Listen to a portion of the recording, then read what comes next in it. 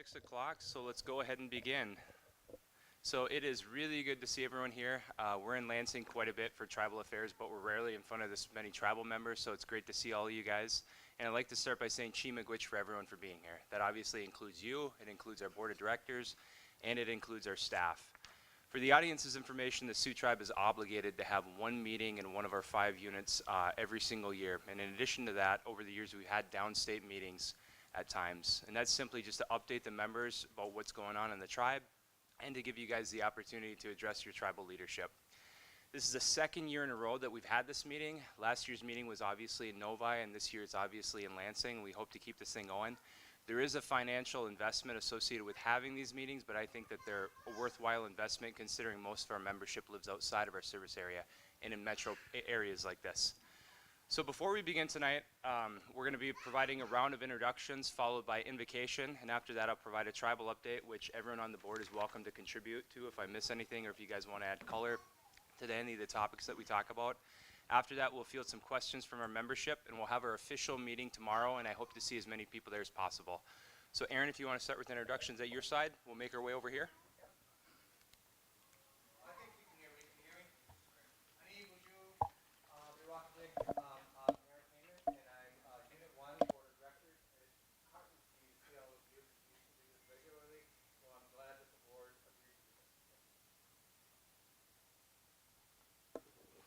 Anin Bojo, Manadibinashi Indigenous Migizi Dodim, Director Robert McCurry, Unit 1, and I want to thank everyone for being here, and we're really happy to have a meeting with you guys, and appreciate everyone for showing up.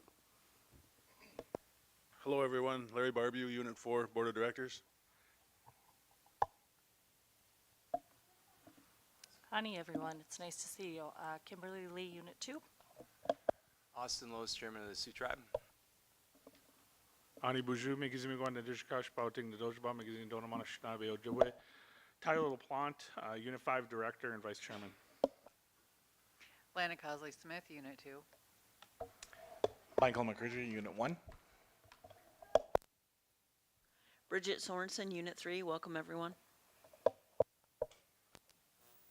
Good evening. Sean Borovich, Unit 3 in St. Ignace area, and welcome everybody. Okay, I appreciate it. Now if our staff in the room could also introduce themselves with their position. And looking at you, Clarence, you want to go first? Clarence Hudak. I work in St. Ignace, but I was born and raised and still live in Sheboygan, Michigan. Nice to see you all here. It's a good turnout. The man behind the camera, Joe.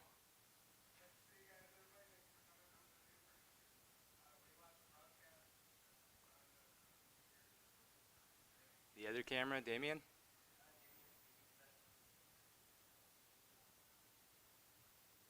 Okay, Ashley.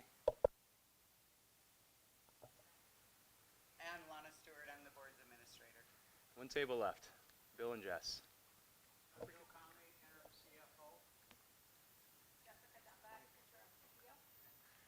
I forgot one guy, Mike McCoy. I'm really not sure what he does, but he's here. Joking, Mike, I'm joking.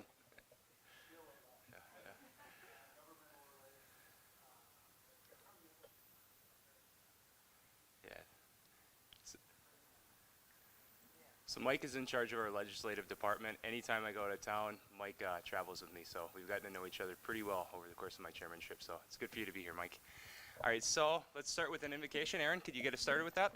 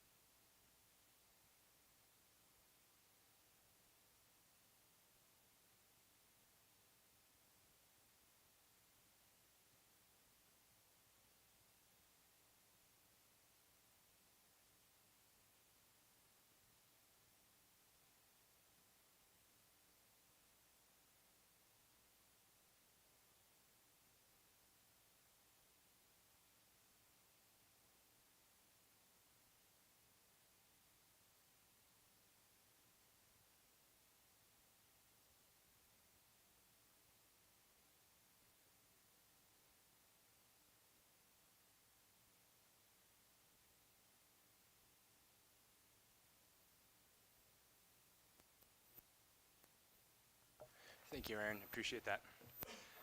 All right, so it is update time. So I want to start off by giving an update regarding our natural resource efforts. So we have a lot of governmental departments within the Sioux tribe, and I think one of the most impressive departments that we have is the natural resource department. So although you guys are down here, you guys are able to watch your meetings via Zoom.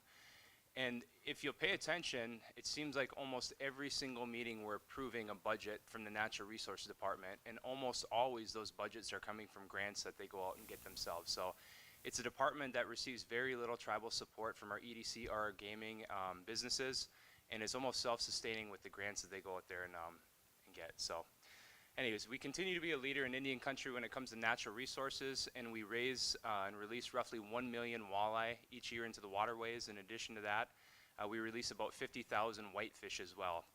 So there's a common misconception that although we're a fishing tribe and we engage in gill netting, that we take more from the resources than we provide, and that is absolutely false. Not every tribe has fish rearing programs. They're expensive. It takes a lot of effort from tribes to have those, but we provide those for our next 7 generations, and that's something we're really proud of. We also co-manage the Hiawatha National Forest with the federal government.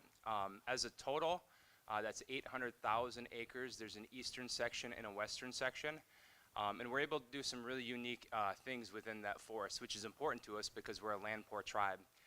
So our members are able to harvest 5 deer every year according to the 2007 Inland Consent Decree.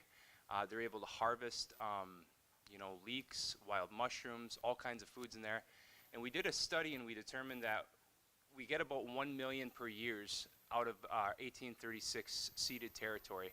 So if you look at all of our members, all the animals that they harvest, all the plants that they're harvested as well, and if you divide that up into meals, it's 1 million meals per year, which is really important for our food sovereignty. So I just testified in Congress as well for a Forest Act protection bill that will allow us to do even more really unique things in the Hiawatha National Forest. In addition to that, we're going to be using previously obligated ARPA funds to build a new natural resource building. So we're really excited about all that stuff. So does anyone have any questions about natural resources before we move on? Or does any board member have anything to contribute to that update? Aaron. So we just lost, or we're losing, our director. She's a tribal member. She just got her PhD. I was a little worried when she got her PhD that she'd move on, but so she's happily moving on to other things. So we will probably be posting for a tribal natural resources director. And obviously, Indian preference applies. So we would, if you know somebody who has those credentials and wants to work for us, and I hate to see her go. Where's Mike? I tried to talk her out of it at the powwow, but she's happy that she made a decision. Okay. Anyone else on the board want to contribute to this update? And then obviously, we're appealing the 2020 consent decree. So we're trying our best to get more for our fishermen than what that deal provided. So if no one has any questions regarding that, final opportunity. Yes, ma'am.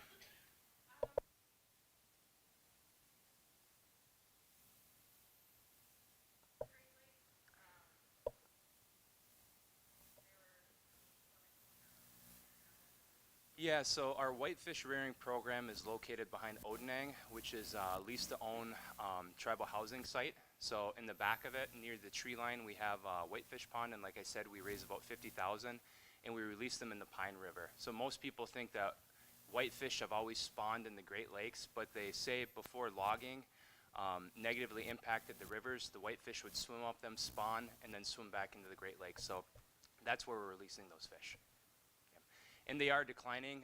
Larry can speak a lot more about it than I can. Larry's a commercial fisherman, but the big reason is invasive species. Zebra mussels eat the same food source that whitefish eat when they're fingerlings, and if those food sources are depleted by zebra mussels, there's nothing else for a whitefish to eat. So that's a big reason why we have the decline there.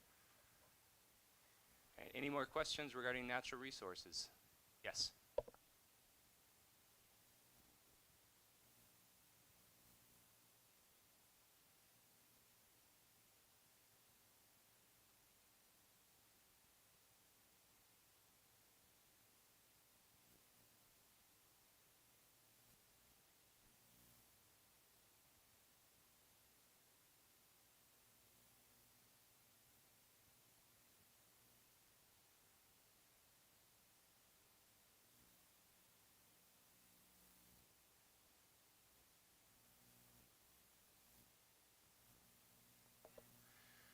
So you're talking about the federal cuts and if we're impacted in terms of law enforcement, conservation, things like that?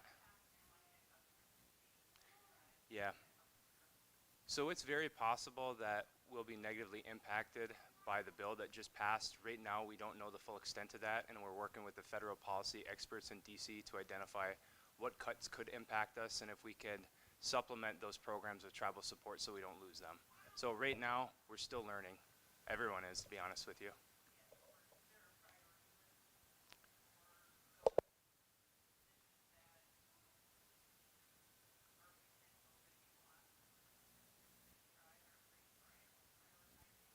We just have to figure out which ones are on the chopping block with the feds right now.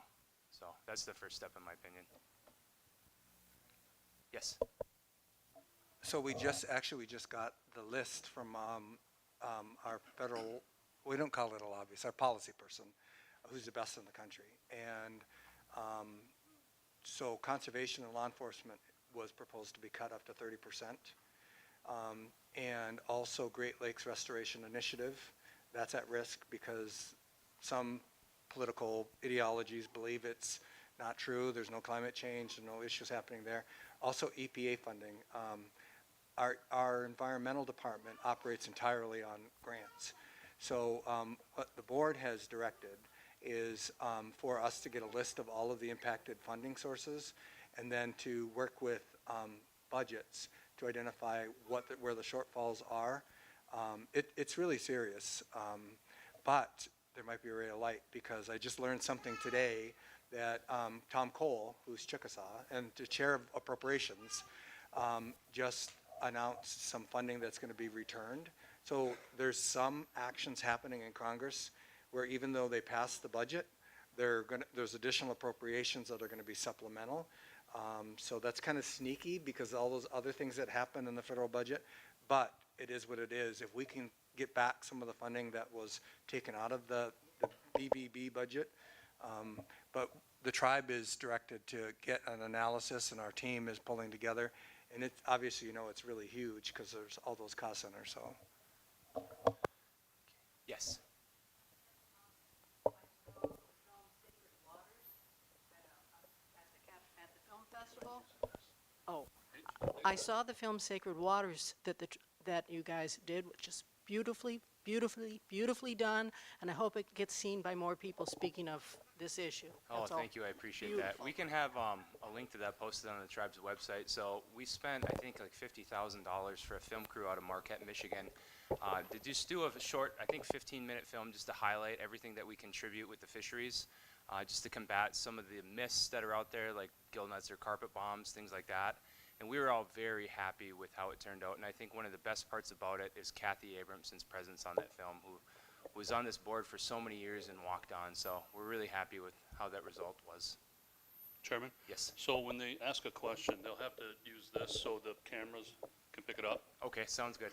Okay. Yeah.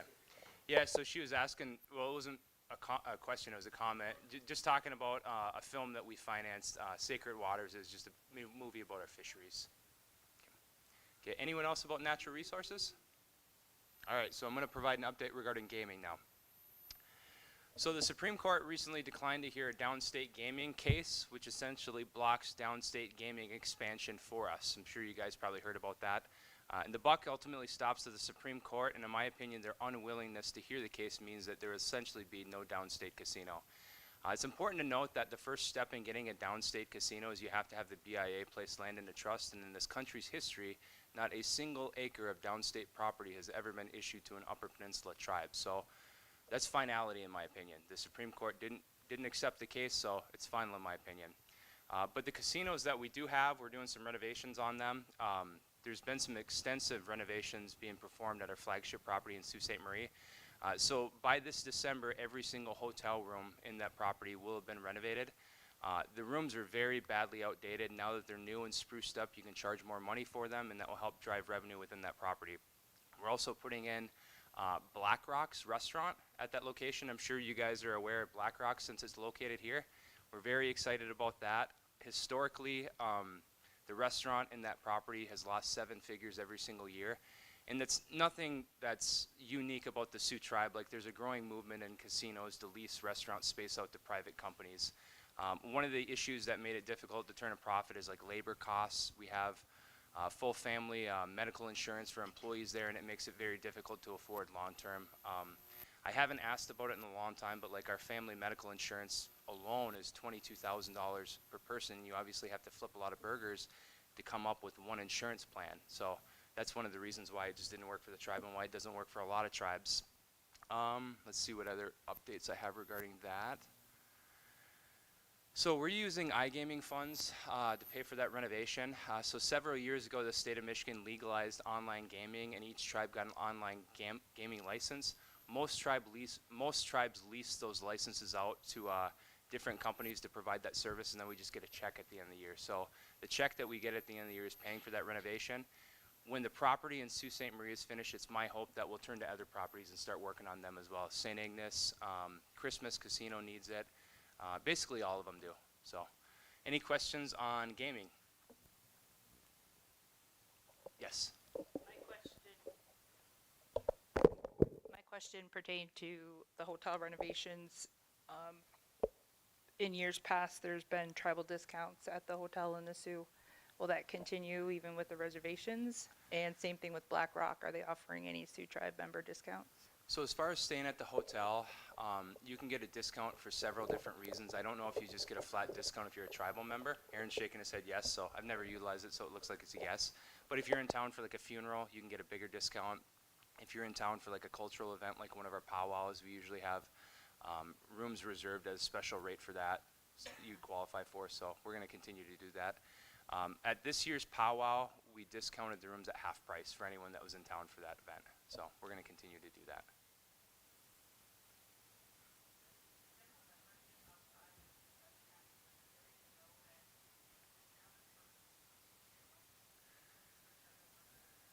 We can probably honestly do a better job marketing that, to be honest with you.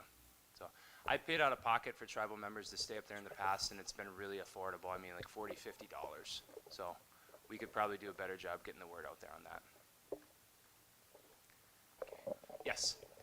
Hi, oh God, that is so loud. So sorry.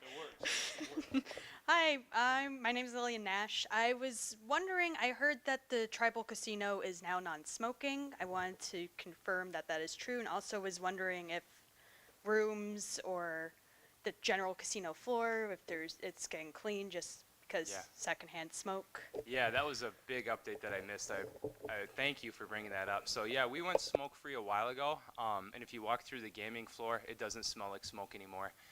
As soon as we did that, we engaged in deep cleaning. I mean, if you put your nose down to the carpet, you can probably smell it, but it's so much fresher. You know, it really is. So I think that was the right move. Yes. Right over there, Clarence.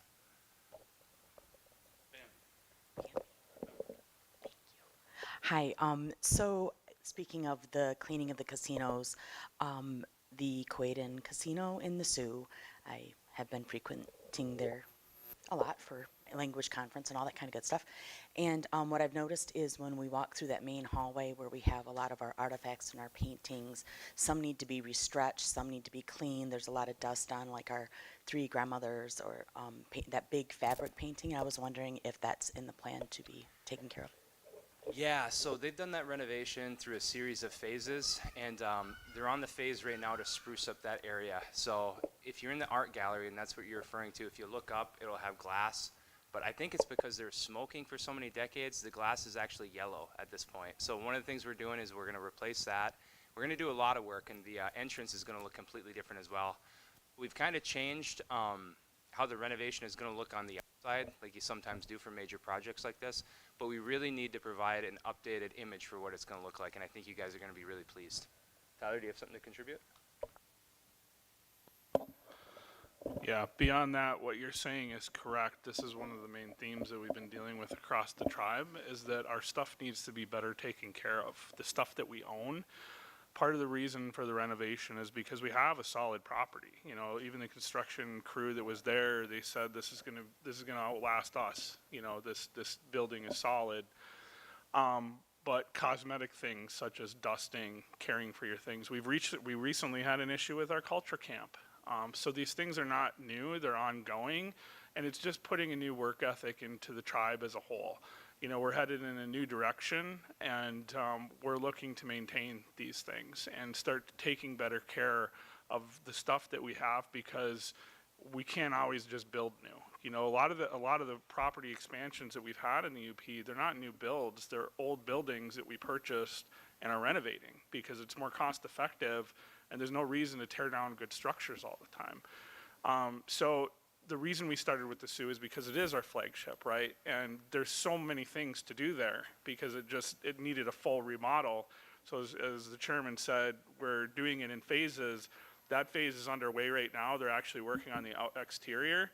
Hopefully we get to phases 4 and 5 in the not too distant future, but we do have to pay attention to the Shores Casino too. As soon as we're done with the flagship, I think our Shores is going to be the next biggest moneymaker. We need more signage or something that brings people in there, because St. Ignace in the summertime is beautiful and it's over tourist. It's over touristed, and that's unfortunate, but it also benefits the tribes in rural areas that drive that tourism in it as a quality place to stay. Usually when people go on trips, they look for casinos for quality food and hotel rooms. And then gambling is a side effect of them staying there.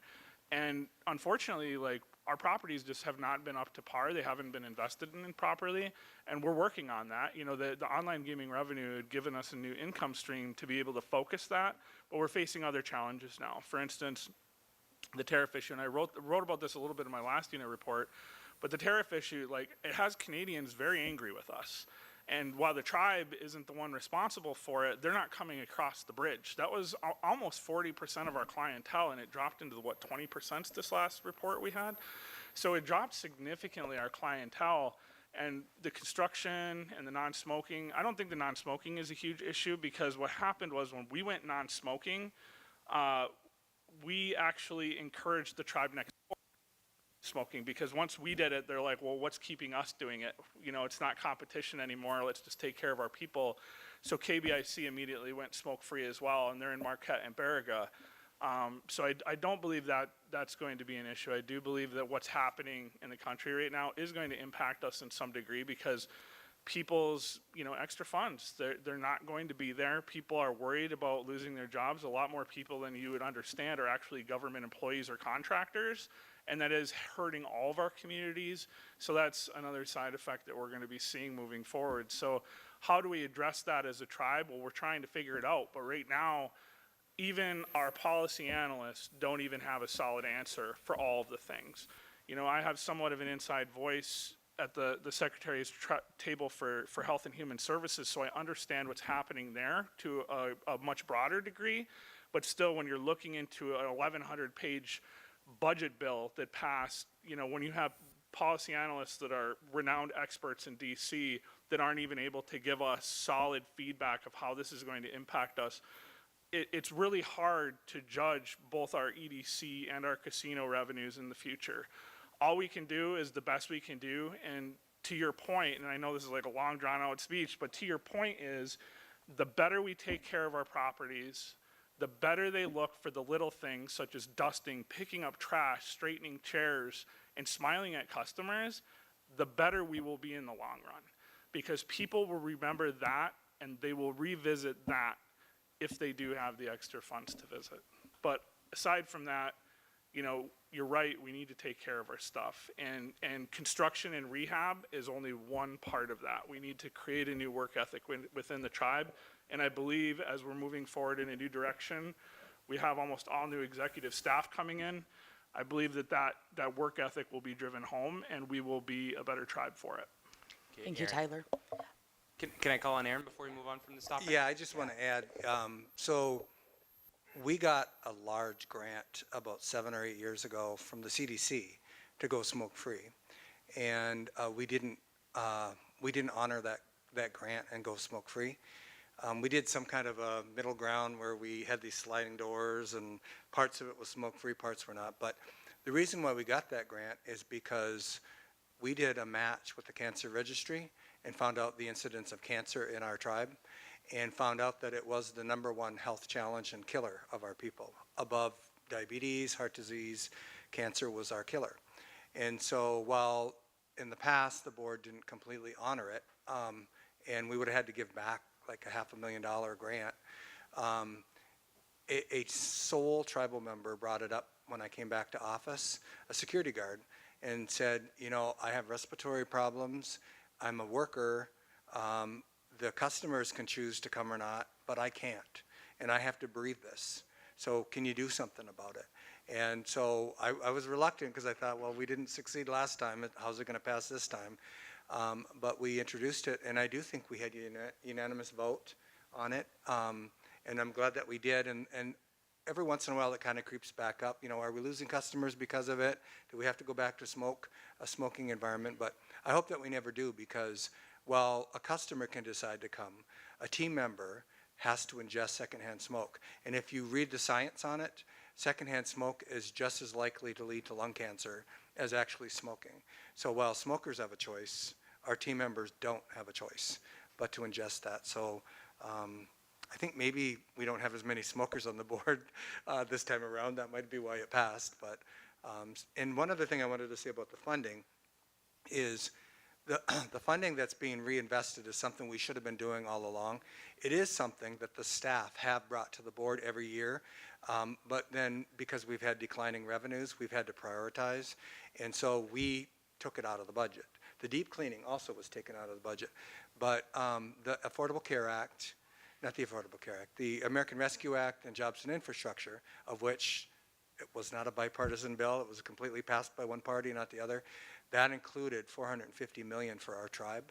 And so we were allowed to do revenue replacement, and the renovations and the new buildings and the health centers and the tribal centers, and the board prioritized in their respective units what would happen, but all of that came about because of that. And we paid out a third of it, or maybe 40% of it got paid out to tribal members.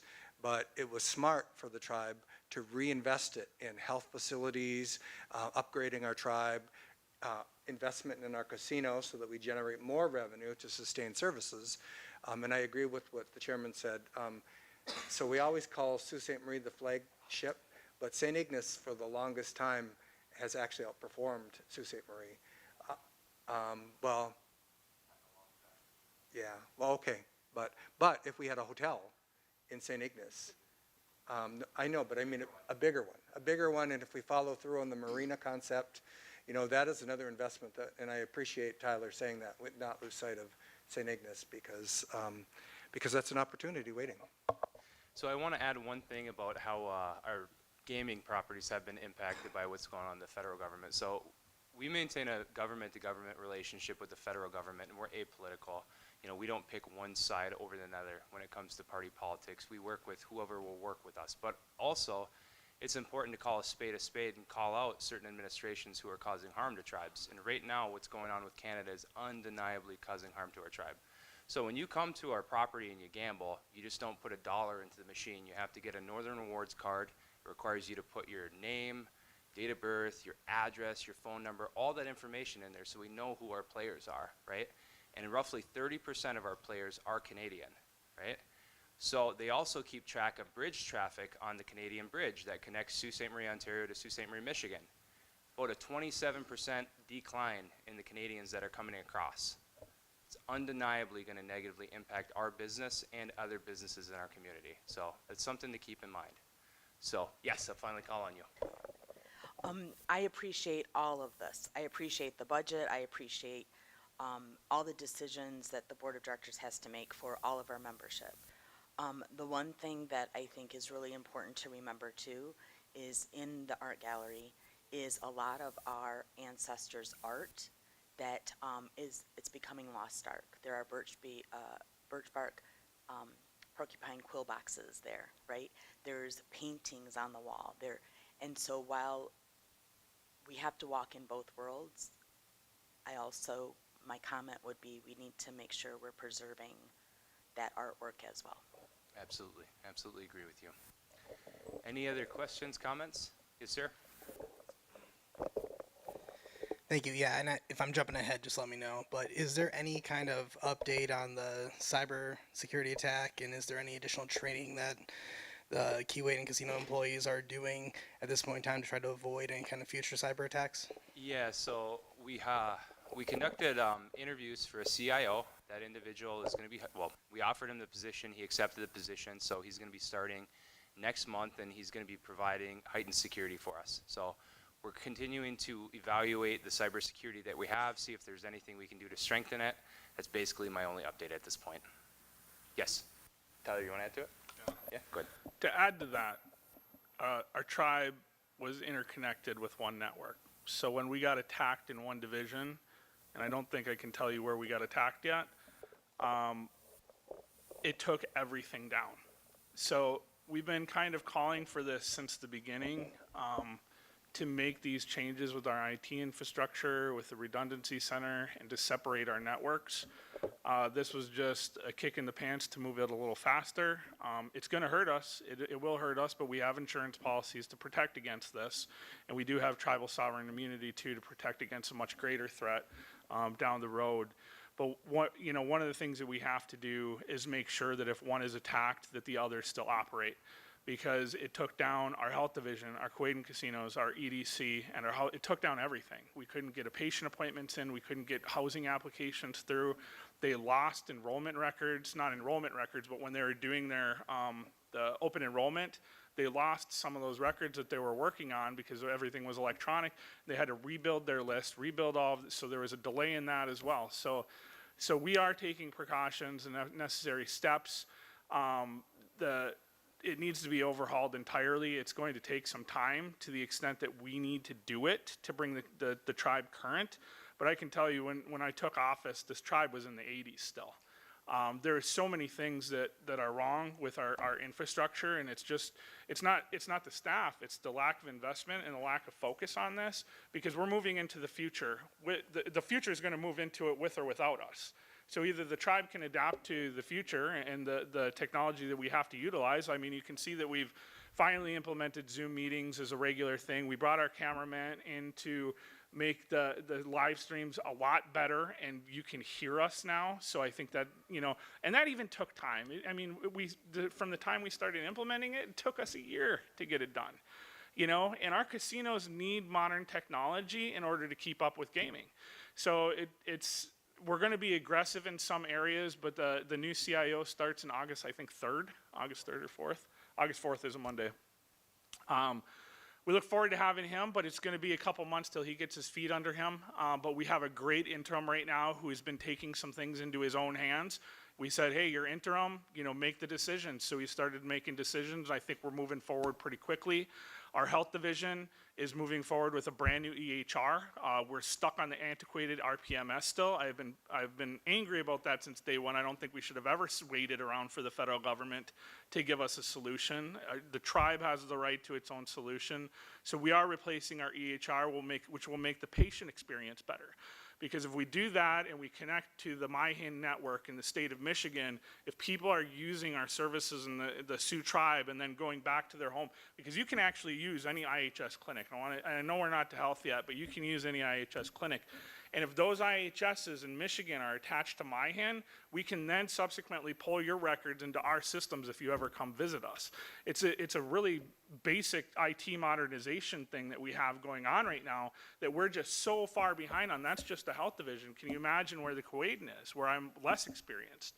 So we have a lot of repairs and updates to do. We have a lot of accountability with that, and we have, we're facing some legal issues down the road because of that security breach. But we are taking all the precautions. We have multiple attorneys in place, and then we have multiple consultants in place, as well as our consultant that's been helping us all along. So we're moving that forward as best as we can, and we are working towards a solution. It's going to be costly, again, but the IT infrastructure is probably the most important thing in today's world with health data, with banking data, with our businesses, with our housing, with all of our enrollment records and storage and things of that nature.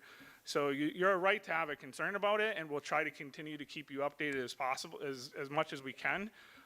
But there's also a legal process in place behind the scenes right now as well. So just to piggyback off that, a lot of things contributed to us being the victim of that cyber attack. But Tyler's right. A big part of it is that we had one network. So in addition to hiring the CIO, repairing and improving our firewalls, we're going to be separating that network according to the different verticals within the tribe. That way, if you have a bad actor get into the network for your gas stations, midgems, it's not taking down your health centers, right? And then we want to have cloud-based storage as well. That way, if we are taken down, we have all that data backed up, and it's not an internal services or servers that are wiped. You know, so we're going to be smarter about this. Any questions? Any more? Yes. I was just going to make a comment because I work in data security. That's exactly what I was going to ask. And there's been a lot of online comments about whose fault it is. And the bottom line is the technology is moving faster than our security teams, even in major systems like the state government. So this has got to be something we stay on top of. And the reality is this is how organizations are robbed these days. They're not robbed by people with ski masks and machine guns. They're robbed by people on computers overseas, and we need to have that same level of investment for that type of security as well. Tyler. Yeah, and he's right. I mean, I wish you could see some of these emails that they had sent us. Like, it's just like, who do you think you are, right? But the other thing is when you're working in IT security now, it's not a matter of if, it's when. That's what they always tell you. Whenever you go to any training, it's not if it's going to happen, when and how well prepared you are for this. So the idea is to be the most prepared you possibly can, so it doesn't take our entire systems down for a month again. But also learn lessons from the past. We have this issue, we're going to address it, and we're going to move forward. Like, we can't just sit there and dwell in the mud. You know, we're going to sink with the mud if we don't do anything to fix it. So the idea is to throw a branch in and help each other up, get out of it, and make sure that we can secure the future for the next board, for our next executive staff, so we can move forward with these things and not have it so burdensome on future decision makers.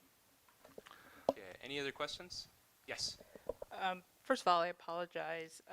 Meshkwa, Niginong, Indigenous Cause, among them. My name's She Who Speaks with a Strong Voice. That's why I have many questions. But as a point of reference, my name is Callie Shirey, Nee LaVictor, worked for the tribe for 20 plus years, have now been outside as a out-of-service member for a dozen years. So I have in a very unique view where I was very much immersed in the tribe and then now have stepped out and am trying to maintain information, which is very much nearly impossible. But to bring my question to what you were saying, I grew up in the Sioux, went to IHS for my whole life. What happened to my medical information? I mean, we may not know who has it, but what assurances are you giving those of us who have used these facilities that my social security number, my health records, all that data isn't going to be breached? I know, like, if a credit card company loses my information, I get a letter in the mail saying, here's, you know, for the next 4 years for identity theft. What protections are you offering us? Yeah, so we have cybersecurity insurance, and we're leaning on that provider or that carrier to help us out throughout this. So you reference getting a letter if your information is leaked by someone else. You will get that letter from us as well. So even though we're a tribe, we have to follow those same legal requirements to notify people when their information is leaked, and we will do that. Right now, there's so many documents been leaked. We're not handling that internally, like sifting through that. We are using one of our vendors for that, and we will be compliant with that as well. When you do get that letter, you know, they probably went through the exact same process that we did, where it wasn't leaked last week or last month. It was probably a while ago, and it took some time to figure that out. So that's what I would expect. Can I call on Aaron? Is it okay? Yeah, yeah. Do you have a follow-up right now on this, though, or no? I do have a follow-up, but go ahead. I was just going to add, so we're also in a class action lawsuit against the tribe. So, and legal counsel's not here. I think he would be advising us to be limited in what we say, and I think you can appreciate that. But one thing that I think is encouraging is when it first happened, I was terrified because of HIPAA and all that. And without getting into detail, the way these things typically happen is they start out with some threats that they're going to release stuff, and I don't think that they either got what they think they got or they didn't know what would be important to try to threaten us with, because any information that I saw that they had was generally available public information. They did get into the chairman's information, but they had some stuff that was just not right. It wasn't correct. So I don't know that they, and I think the analysis is being done still, but I don't think they really got the type of information that should make tribal members worried.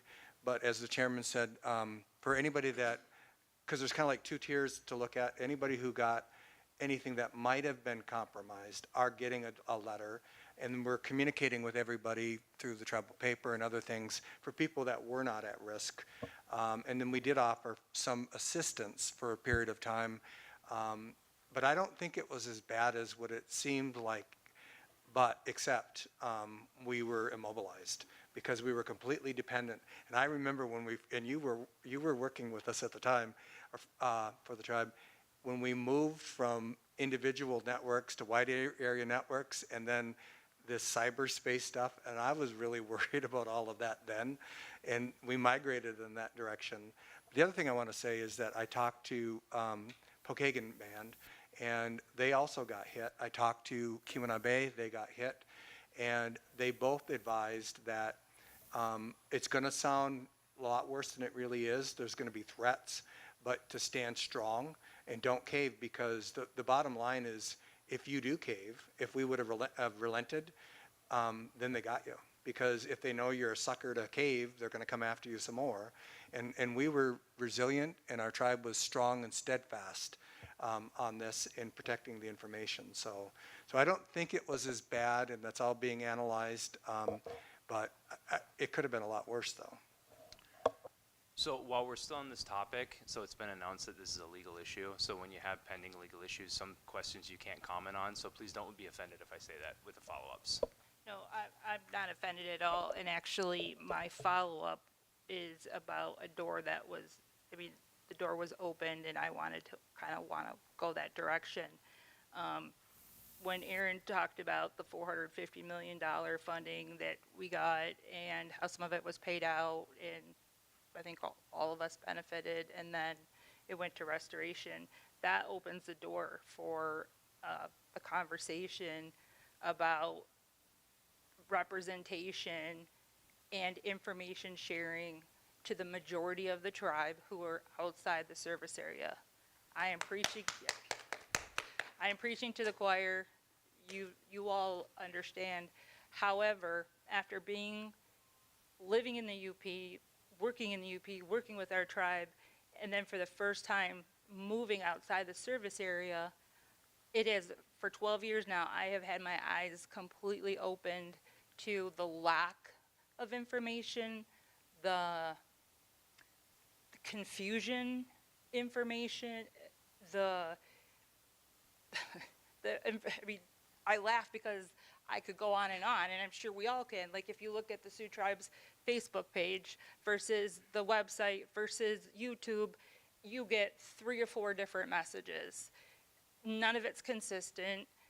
And I, who understood as a former judge and being involved in the administration, understood so much of our tribe, and 12 years later, I can barely navigate the system, and I don't know where the truth lies. It's somewhere in the middle. I applaud the board for cleaning up the newspaper, because for the longest time, I didn't even read the unit reports because it was just infighting. I don't need to hear that. I won't even go there. So thank you for cleaning up your board reports. It just providing us with important information. But if you look through the paper, where is anything directed to us? Again, knowing that the majority of the membership lives outside the 7-county service area, we also know that our figures, when we write grants and stuff, are based on, there's that first line of almost every grant is the Sioux State Marie Tribe of Chippewa Indians located in the Upper Peninsula, comprised of X amount of members, the largest tribe east of the Mississippi. That is standard language for every grant. So you're using us. You're using our numbers, whether maybe when you come for your ask, you're not asking for all 50, 60, whatever there is, 1,000 of us now. But you are using us. where is our information? Where is the dedicated page in the paper to our membership outside the service area? Where is, you know, those who do vote have no idea really. I can say this, I can say from my personal experience, my family living in Virginia, Florida, they call me. I don't understand this. What unit do I register for? Who should I vote for? Because I don't really understand the paper. You read this, you read that. And so I always joke that my vote's worth 20 because I'm the one directing my family members. But where's our liaison? It got brought up about, Tyler said something about IHS. Now, yes, you're right. We can go to some, if there's federal funding by that tribe through IHS, we can access it. How many of us know where you can access it downstate? Probably very few, because Pokagon doesn't take IHS funding, so you can't go there. Where are we finding this information? Maybe there is a database somewhere, but where's it advertised? Who knows to pick up the phone and call Clarence? Because Clarence, it says Unit 1, well, I'm really outside the service area, so am I supposed to call him? Am I not? If I call admin, you know, love to the whole administrative staff, but you usually get transferred, and then you leave a message, and maybe you get a call back, maybe you don't. You kind of get a runaround. It's just like, where's my representation? I know it's going to be a long time before it's going to be sitting at that table, but in the meantime, there could be services. I mean, your liaisons are already working overtime, guaranteed. So where's that important part? Because look at this from the big picture. If 75% of us don't have access to language, to the videos about how to make a ribbon skirt, things that pertain to our tribe, because when you do Google searches, you're directed a lot to different tribes. There's very few Sioux tribe much information out there. Where am I where, I'm gonna let them answer, but I feel like this is important for them to understand that when I started in this, my children started in the school systems, we're close to the border. I walked into the school and the first thing I saw was a map of Michigan with Manistee and St. Ignace connecting. And then I saw something about tribal members, and I went to the art teacher and I said, please don't send my child home with a paper, you know, ribbon or feathers and headband, and they invited me into the schools. I have made over a dozen presentations. I have made snow cones out of pure maple syrup with pure maple syrup. We've made fry bread. I've gone in and we've talked about, we did some traditional dancing, and I do 2 or 3 classrooms at a time. And little old me is spreading the word and with open arms. But I'm doing this as a lone warrior that just happened to have some of my stuff around that I bring in. But what about the rest of the country? Like, we're already losing our language, our culture. But what about the database, the videos? There's all these things that could be shared to ensure that the membership outside of the 7 county service area helps continue our traditions. Because right now, you're losing us. I mean, this to me was huge. I rearranged my whole life to get here tonight. So thank you for listening. You also talked about the signage, you know, driving that corridor up north. The signages are, I mean, the graphic arts from 30 years ago still. Like, where's I mean, you see better signs advertising marijuana along the way than you do our casino. Like, update, and that's where you're talking about all those updates, you know, the infrastructure. If you don't have the infrastructure, as you know, you're not going to get the people, can't bring in the people, can't have the money, on and on and on. We're getting to the point where we can't trust the federal government, so we have to become more self-sustainable. And part of that is you got to use us. You got to get us involved. If I can be on a committee. I just found out.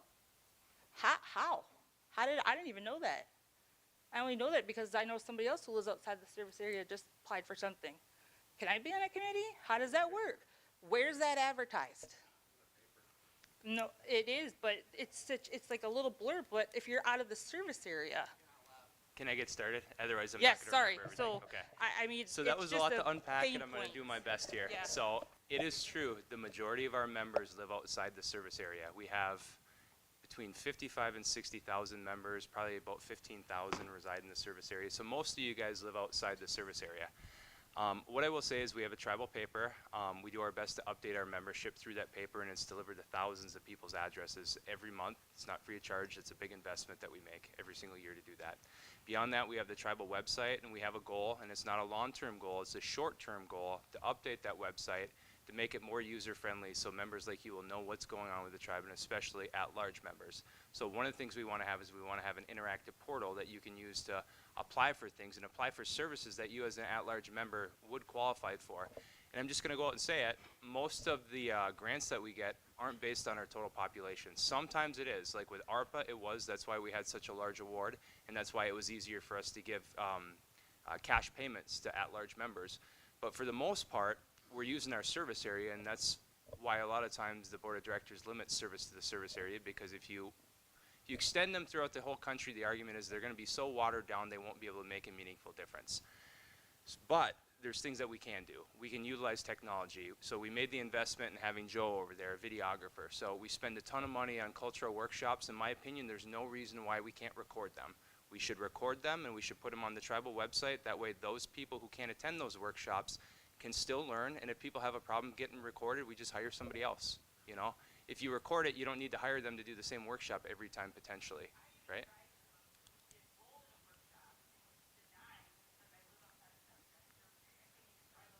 Yeah, yep.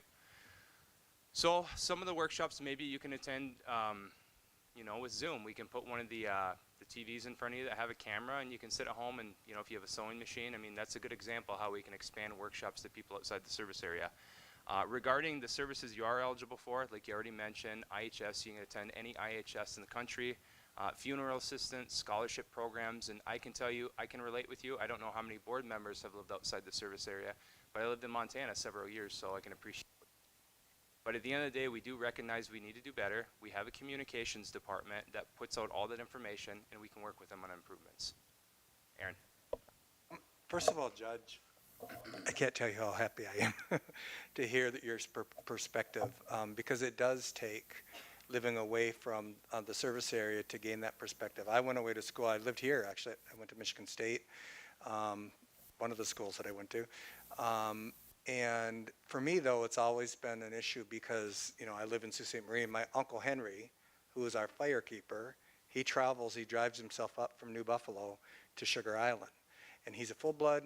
He's no less Indian than anybody. He knows our language. He knows our culture. And he gets $400 a year on the elder dividend. That's it. This issue has been allowed to be weaponized and politicized over the years.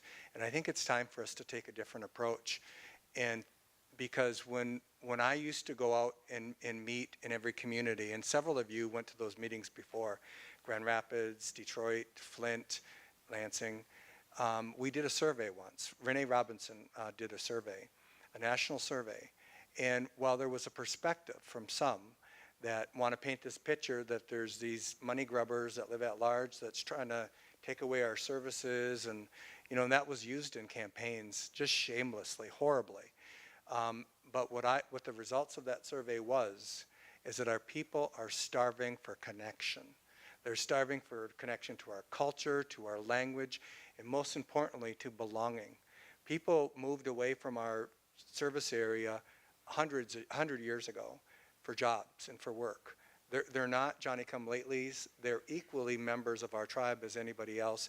As our chairman said, we don't get any funding, principally, you know, for our grants and contracts for that. But there is low-hanging fruit. Anything that we do, we should always have a perspective. What can we do that will benefit our at-large members? I do think that language is now available virtually. I think you can connect the language. So that changed. That used to be because we had some superstitions that if we shared it online, it would capture our spirit and stuff, but we moved away from that. So, and the other thing is, we have put in the tribal paper, either board members have written about it or it's been in the paper occasionally, that talks about your access to IHS services. I just actually explained that to an elder who lives really close to the Huron Band's health clinic in Wyoming. And you're eligible to go there. And there isn't going to be a big waiting list because their tribe is so small that they do give health insurance cards to every. So we need a dedicated space. So we need to take that recommendation. But the other thing that we did a couple years ago that I think in hindsight was a mistake is we used to send the tribal paper out to everybody. But Denny McKelvey, before he got on the board, would bring stacks of newspaper that were being returned to the post office for members who weren't keeping their address up to date. And it literally was about 2,000 papers every month. So we need to go back, and we eliminated that. So you now have to get a subscription. It's free, but we only have about 6,000 of our members that get the tribal paper right now. We have 35,000 members, adult members of the tribe. So what we should do is we should send the tribal paper out gratis and then ask people on the front page to get a subscription. So then we can go back to sending out the tribal paper to people and make it conspicuous how you can get our tribal paper online. Because we're in modern times, you don't have to get a tribal paper. You can get it online, but we would need those emails in order, and all of it should be governed under enrollment, and so that board members that are running for office don't get tempted to try to get the email list. So we do protect that very tightly right now. So, but I appreciate you sharing that, and you did it in a very respectful way so that nobody up here can say, oh, they're asking for a tribal health center. We've never heard that from anybody, but that's been used not by the board, but by people. So thank you, Judge. Those are good questions. Those are the questions we need to have asked. So before we move on from this, Tyler wanted to say something. Did? Well, now I want to follow up on something Aaron said. I believe that we should have tribal health centers downstate. So health centers, they bring us in money. They can only be used for health-related services. We have enough members around both the Detroit, Lansing, and even Sheboygan and Emmett County areas to put health centers in each of these areas to service our tribal members and even other tribal members. That is funds that is never going to go away, and the more user population we have, the better we do. And I know that a lot of people say, well, tribes just greedy, they're money hungry, blah, blah, blah, blah. We're not. So health division services, that money can only be used for the health of our people based on how we define it. So we did recently renegotiate our multi-year funding agreement to include some of our elder meals and services, because that is a health division expense. It always should have been, but the government used to pay for it. The tribal government used to pay for it. We don't do that anymore. We're slowly transitioning that over to balance our budget out. But if we bring those health services, that is the first thing that we should be doing in all of our communities, is bringing the health services there, because it establishes us within those communities where we have 8,000 members down around the Detroit area, 8,000 members around the Lansing area, and then another couple thousand around Emmett, Sheboygan County areas. That's a no-brainer to me. But, our health division's limited, and it's going to take a while to expand, but I think we should really focus on expanding the health division, even if it's just a small pop-up clinic where you can see a primary care physician. Because the thing is, while you have access to IHS, and any tribal member that's listening, anywhere around the country, there are very few tribes that have limitations on their IHS services for the basic general welfare care, right? So that's your primary care physician and some basic dental. Anything else would be purchase referred care, and tribes reserve that to themselves. So in order for you to get referred to a specialist, then you would have to be seen by a Sioux tribe physician. Okay, so there are a lot of intricacies there, but at the very least, when you're looking at health prevention and issues, if you're able to get into your primary care provider or even your dentist once a year, you are far less likely to progress in chronic illness. So those are things that we need to consider, and one of the considerations I'm making, since we can't just throw up clinics everywhere, is to force out healthcare in telehealth, because we haven't really grasped that. Our tribe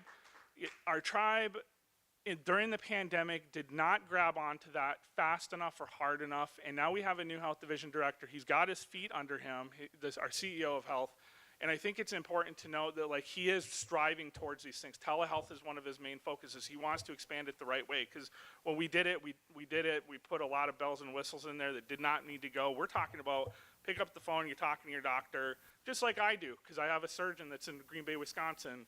And when I do follow-up appointments, other than surgeries, it's all by my telephone. There's nothing illegal by that, you know, like if he can do it, why can't our tribe do it? It's not that hard. You just need a little bit of technology. As far as your cultural related services, so Joe did me a favor last year. The first thing that we were able to televise was a speech based on indigenous archaeologists up in our area, around the Ishpeming area. He uncovered a site. He was willing, I asked him, he was willing to do the video. I think Joe did a fantastic job capturing that video. It was broadcast out to the tribe. I do want to have more workshops like that, but I think we can't capture the workshop. I think we need to capture somebody actually doing the teaching, and we have to find people willing to do that on camera. I'm focusing on getting our tribal members trained first, because just like you, and I know it's not the same thing, but I live in Marquette, and in Marquette County, and until I was a board member, our tribe ignored us. And I'm sorry to say, but that is the truth. So we were in the service area, but we had very limited services, and we're just told, well, you can just go down the street, you can go. But when you're looking at Marquette County, you got Ishpeming, Negaunee, Gwinn, Scandia, all of these communities, that's all Unit 4, right? So where are they supposed to go? Oh, they're told to go to Escanaba or Manistee, you know, because that's part of Unit 4. Our unit structure doesn't make sense to begin with. And we were just as ostracized at one point as you were. And my focus is maintaining a balance between the Marquette and Munising communities, keep what we have, and then bring more and more and teach ourselves, right?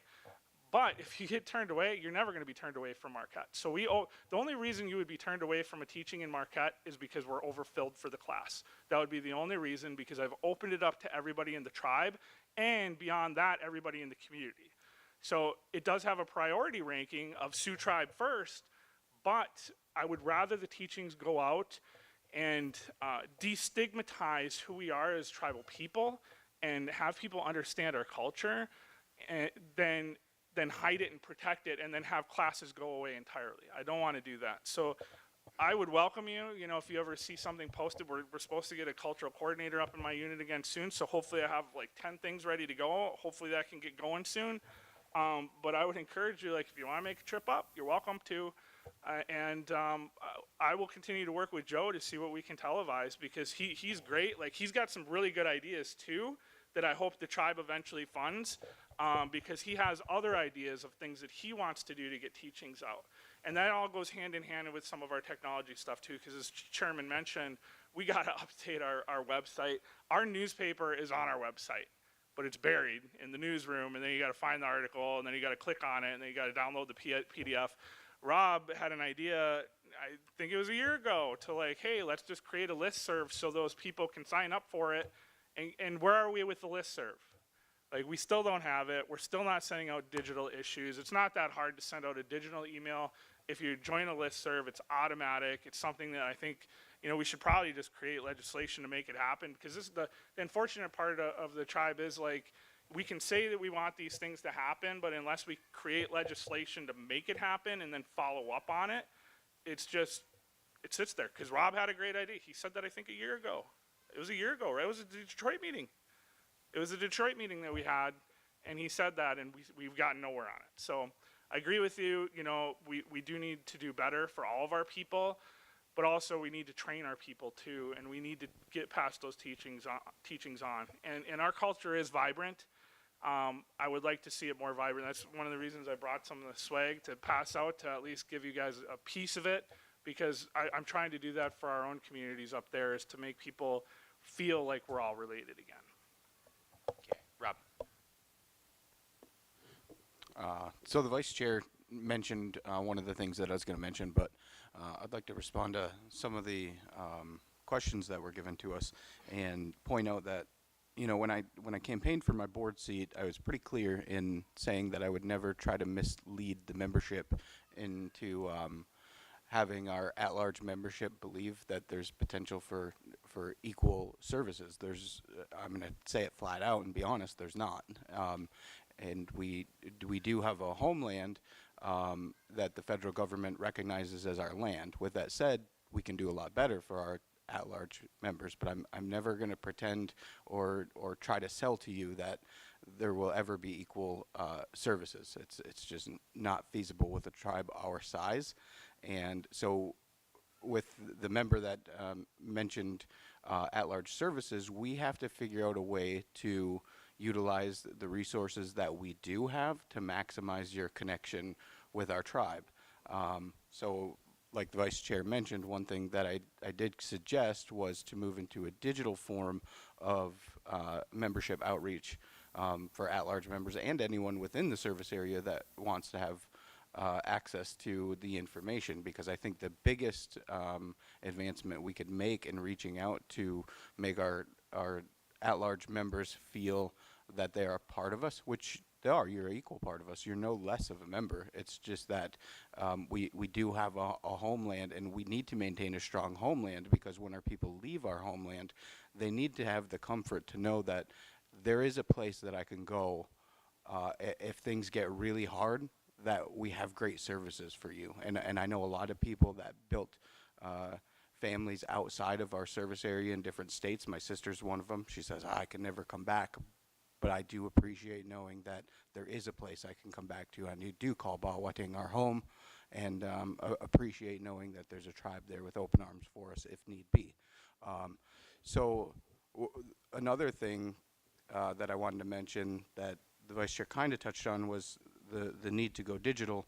And one of my ideas that I've had recently, and I haven't brought it forward yet, was the development of how easy it is to make an app. Wouldn't it be cool if you could, everyone's got a smartphone, wouldn't it be cool if you could open up an app, Sioux Tribe app, click on it, you have access to message any of your leadership here, all the services listed, what can I apply for? And then another thing that I've spoke in length with our culture department on is organizing a bundle or something of the sort for at-large members. And my idea was anytime a child's born, send them a gift where it has, our Mishomis book with our teachings in it, our sacred medicines, the teachings that go along with that, who you are, access to, find out how you could get in touch with someone back home, and get your spirit name and get a sense of identity when you don't live here, because the people that moved a long time ago might have it, but now they're 2 or 3 generations removed from that. And so how much knowledge was actually passed? So now you have people that are full Sioux Tribe members that have no idea about what it means to be Sioux Tribe. So I really think that we need to start maximizing the resources that we have. And then I wanted to touch on the issue of at-large representation, because there's some ideas that were floated around there, and I really think this is a constitutional issue, and I also think it's an issue that should not be decided at this board table. I think it's an issue that needs to be left to the membership. But if you think about it, if you were to add 2 representatives to this table, I don't think it would do at-large members a service, because now you have 2 representatives at a table with 12. Right now you have 12 representatives who all have at-large members within their units, and we are responsive to you guys, and we're accountable to you because you have to vote for us. So I would encourage at-large members to recognize that you have 12 directors right now who are accountable to you and have you voting in their districts. And I think it's up to the membership to hold the board accountable. And I would say that I reach out or have at-large members reach out to me consistently, and I'm very responsive to those. So I've brought forth legislation based on many conversations with them, including I know a member mentioned the ability to serve on our committees. That was a legislation that I brought forward based on membership outreach from at-large members. So we do listen, and I think that there just needs to be better lines of communication there. But we definitely have to work on maximizing how we make you guys feel equal and part of your membership, because you are part of us. Okay, so before we move on, I'm going to be presenting on topics regarding EDC, economic diversification, housing, health, federal cuts, how it's impacting us. So if you guys have a question regarding one of those topics, if you could hold your questions until we get to that, that'd be appreciated. But with that said, does anyone else have anything to, okay, Aaron. So I just want to clarify something, because something Vice Chairman said, I just want to make sure it's not taken wrong, is there is nothing in federal legislation that prohibits us from using our annual funding agreement funding to benefit members outside the service area. There's nothing in any language anywhere. We only get funding for the members that are in the service area. We have long served, and so this will be evidence itself, we have long served members who live in Emmett and Sheboygan County, elders that drive from Detroit and from downstate up to the St. Ignace or to the Sault Ste. Marie. So we serve them. So we're not, if we couldn't serve them, we would be violating the law. We are serving them, but we're not getting any money for them. I introduced legislation at least 6 times to add Emmett and Sheboygan, because that should be low-hanging fruit. There's probably, I think, 1,800 members that live there. There's more members that live from Gaylord to the bridge than there is in every other unit except for Sault Ste. Marie. So, so it seems really simple that we should do it, and I want to give kudos to Bridget, because when I was out of office, she brought it forward, it got tabled. So it's time for us to take that step. I was going to put it on for tomorrow night, but Bridget has a plan, she's going to introduce it, I'm going to support it. And the reason why we should do it is because then we will get reimbursed and we will get to count the tribal members who we are already seeing. So it makes no sense for us not to do it. Also, we need to develop some kind of a better relationship with American Indian Health and Family Services. Their tribal doctor has been there for 20 years. She is a Sioux tribe member. She's my second cousin. They don't get any money specifically for us as tribal members. And if we developed a pharmacy relationship, they could be seen by our own tribal member in Detroit, and then we could count, and then the elders would not have to drive all the way to the Sioux once a year to get their medicine. So I wanted to clarify that. Also, the health access, and I agree with Tyler, our vice chair, about looking for the opportunity that exists. I'm not quite sure what that opportunity looks like right now, because $880 billion was cut out of Medicaid. So, so that's going to have reverberations. It's going to have impacts. The federal share is eliminated to states. So, but assuming there is still opportunity, tribal members are exempt from the work requirement, and also tribal members can sign up anytime. And so there could be a lucrative economic development opportunity while we're also serving our own people. So, well, yeah, so there's threats to Medicaid expansion. But if it continues and we build a health center downstate or wherever population where we can draw tribal members and they qualify for the ACA, it just makes sense. I mean, it's going to cover its own costs. It's going to generate additional third-party revenue that will help us to operate. So.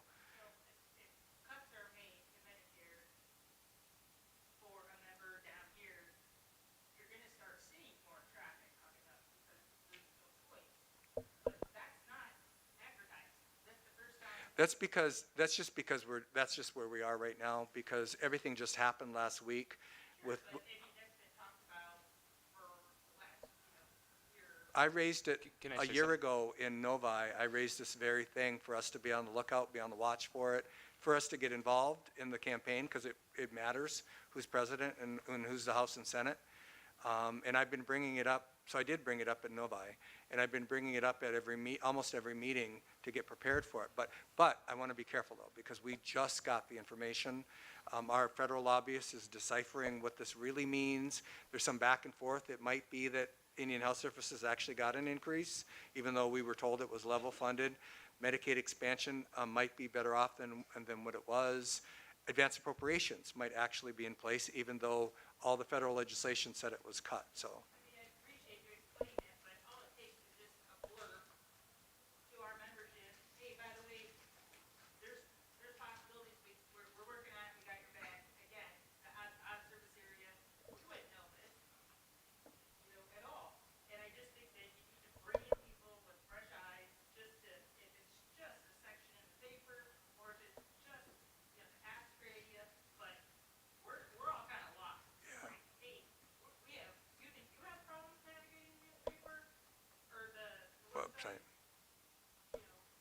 So I would say that Tyler's been writing about it, Austin's been writing about it, I've been writing about it. Tyler and I have a little different perspective on it, so you can kind of get point counterpoint. But we do need to especially now as these big changes, because the work requirement, how's the work exemption going to work? How are they going to know if somebody claims to be Indian? We did hear today promising news from the state that it's kind of like a self-report, self-attestation, so they don't have to prove it, so that's good. But that might change because the Republican legislature might change it up. So I don't know, but I do have one more thing before I'm done. So I just want to say something. So if you're a member of any federally recognized tribe, you can get medical services at any IHS. When I lived in Montana, I received medical services from the Flathead Indian community out there. We've written about it in the tribal newspaper, but with everything that's happening, we can give a reminder. There's nothing wrong with that. I wanted to say something that Aaron touched on briefly. So with these funding cuts, like since January, tribal leaders have been going to DC to advocate for exceptions for tribes. So one of the requirements for Medicaid and other forms of public assistance is that you have to work. But health is a treaty right? So we ceded nearly 14 million acres of land. We shouldn't have to jump through these hoops to get that right? So one of the things that might be happening is there might be an exception for the work requirement. So there might be fewer people that will lose their Medicaid insurance as a result of that. But regardless if you lose your insurance, you don't have to drive all the way up to see Sault Ste. Marie doctors. I mean, you can go to any of the IHSs, but we'll do a better job getting that information out there. Okay. So just to round out, so it will depend on the tribe's benefit plan, because each tribe approves their own benefit plan. Contract health is usually not accessible, or purchase and referred services to Indians from other tribes, because they use all of their internal funding. But I did give advice today to go to Huron Band's Wyoming Clinic or Seg Chips. Seg Chips right now have a backlog, so you can't get in there, but you can get into traditional medicine. The only final thing I was going to say for culture and language is for a long time, we've had tribal members associated with Nokomis. Nokomis was created because of George Cornell, who's a Sioux Tribe member, who helped get the initial funding. And then Ted Moore and Brian Moore, not the Brian Moore that's here, but he's another Indian organization, but they have been doing culture and language over there. We've never contributed to them. Other tribes haven't contributed to them, but they don't stop you at the door. If you are a Sioux Tribe member and you want to go to their cultural language offerings, you're welcome there. And I would encourage you. Brian Moore, the other Brian Moore, is still on the Nokomis board. So, you know, our members are thirsty for culture and connection. They're not demanding anything. They want to feel connected to our people. So anything we can do to help Nokomis would be appreciated too. Do you guys mind if I round this out and give some more health updates? Because it seems like this is a topic we're on. Yep.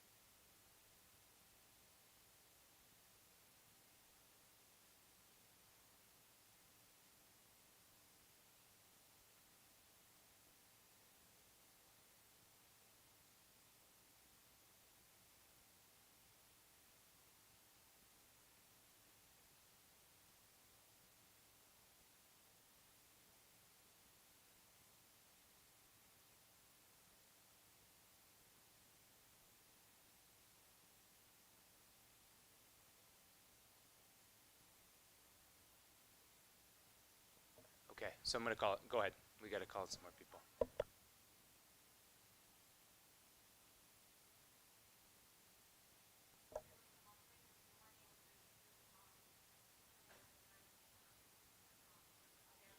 So the Sioux Tribe has a YouTube channel, so there's no reason why we can't upload them on that channel.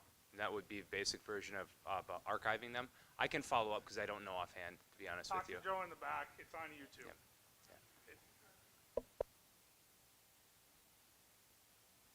Okay, Yeah, sorry. there's 3 questions. We got a traffic jam of questions. Go ahead. Mine's quick. Hi, thanks for traveling here and inviting us. Really appreciate it. I get all my information from the tribal paper. My name's Rachel. Just like a really small ask that would make like a really big difference when we go on to sign up for our free subscription for the paper. If there could be an option for us to pay for expedited shipping so we get it at the beginning of the month, that would be great, and I'd be more than happy to pay for my expedited shipping of the paper.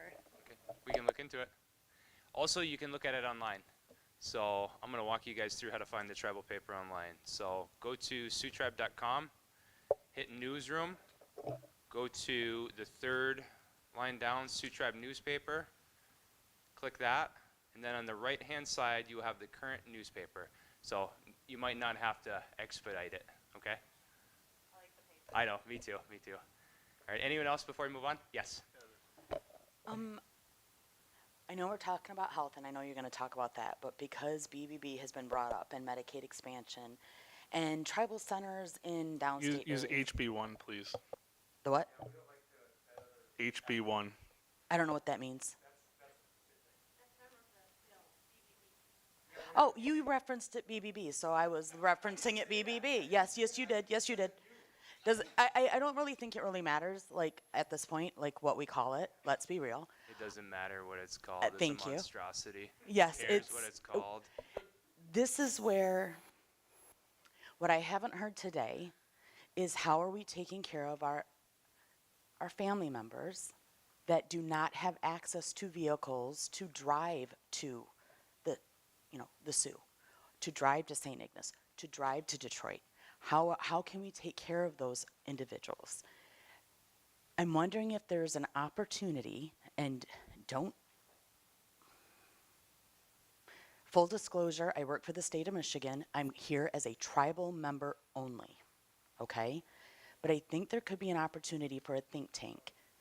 We have federally qualified health centers that are non-Indian health centers that are going to be gravely impacted. We have Ingham County right now health center that's almost bankrupt. We have members in Lansing. If you brought tribal doctors, I have private pay insurance. That's going to pay higher than Medicaid. I would go to that health center to support my tribe, to give money to my tribe. We are at a time in society where we need to come together as a community. How can we help? How can we help you, the board of directors, get food to our membership down here? Because SNAP benefits are going to be impacted. How can we help you get things down here? What do you need from us? I will go. Say that. Hi, Aaron. There is a work requirement exemption for American Indians in SNAP cuts. There is, but I'm talking about realistically. I've been on every single piece of aid that the state of Michigan has to offer. We can say that it's going to be pretty with a bow and there's going to be exemptions, but unless that case specialist that you're dealing with understands what's going on and understands the law and listens to you and gets that data inputted correctly, that's not going to happen. So we need to start thinking like our Seminole relatives in Florida. When their school district for the state of Florida was impacted very negatively financially, the tribe helped. We can bridge some of this if we start thinking outside the box. Can we talk to the federally qualified health center and say, hey, you give us space for a tribal health center, an Indian health center, we can bring money, right? Because if we're bringing money and we're renting space there, there's opportunities for some of the infrastructure that's already there that's going to be impacted.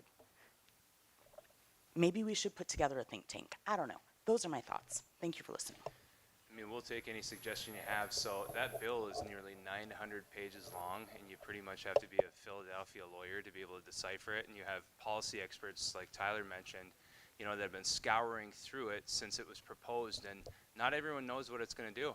I mean, and you have reputable news sources publishing one thing and then having to retract it the next day because everything is changing on a day-to-day basis. LIHEAP is a great example. You can read articles from NPR that states that the big beautiful bill will include nothing for LIHEAP, and then you'll read another article, well, maybe that's not the case. Like, there's no clarity, so it's difficult how to prepare for it. It really is.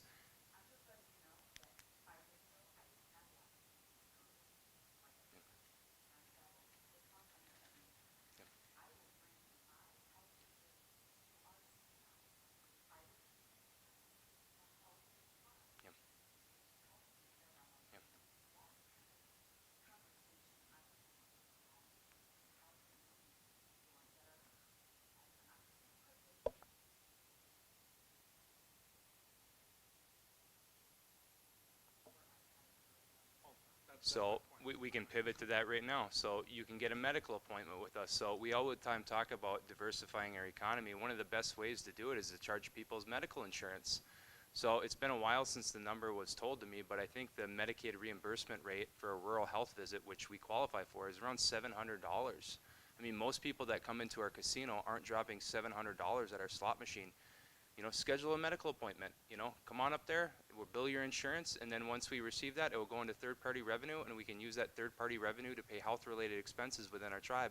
And that could include gas cards for people to get to appointments up in the Sioux. It could include financing the fitness centers that we built, the community centers, the elder meal programs.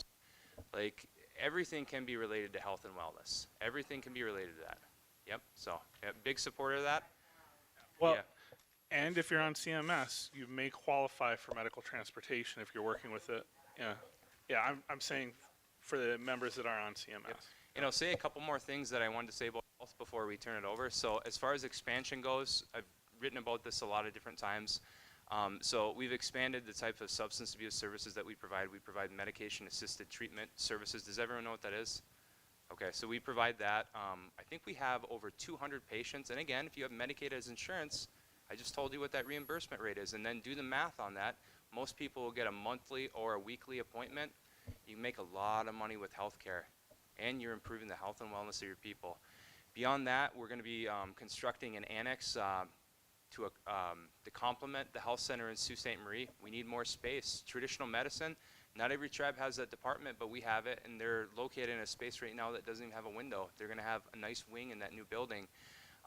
We have a new building for the medical center in St. Ignace. That's a great addition to what we have going on. We're building a clinic in Marquette right now.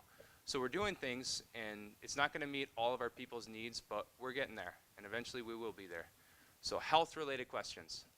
Does anyone have any? Okay, go ahead. Hi, sorry, my question is not health related, but It's I've okay. been waiting Fire it for a away. second. But they're two quick questions, I promise. First one is with our newspaper archives. Currently online, we have papers dating back to about 2005, which is incredible. 20 years of newspaper archives is great. But sometimes for certain papers or uses, I've had to find tribal newspapers that are much older, but they are not accessible on the website. I've had to go into archives where, frankly, many tribal members wouldn't have access because they're not at like a Big Ten institution where it has licenses to those archives. I was wondering if there was a plan to potentially upload older newspapers because our papers started in the 70s, if I remember correctly. And then my second question is about social media. Currently, I know we have a YouTube channel, there's a Facebook page. Many younger members, frankly, don't use Facebook, or many members, frankly, like including my mom, their Facebook's been hacked and they just deleted it. So I was wondering if there was a plan to potentially use other social media like Instagram, things that are more accessible to younger populations. Thank you. I think that's a great idea. So I have a lot of nieces and nephews, and I've been trying to creep on them to see if they've been behaving themselves, and they don't have social media accounts, at least on Facebook. I don't get it. So we probably do need to get with the times. And as far as the archives, that's something we can work on with our communications department as well. So we acknowledge we need to improve and get with the times in a lot of different areas. So, yes, sir.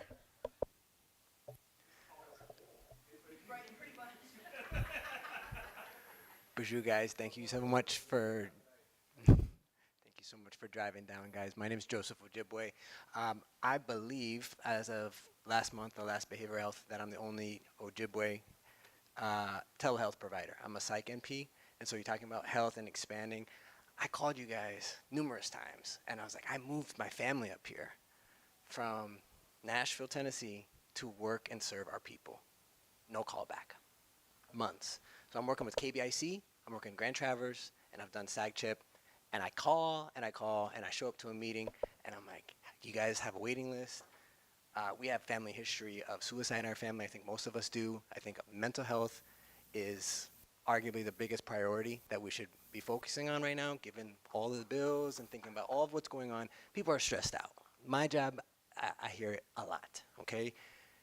Please reach out. Let me know if I can help our people. That's why I moved here.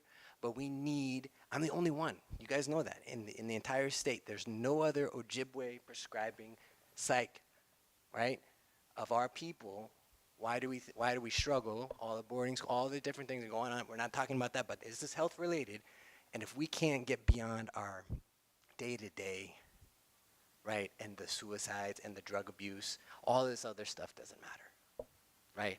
Our health, our wellness. So that's why I drove down here with my 2 young kids to be, please.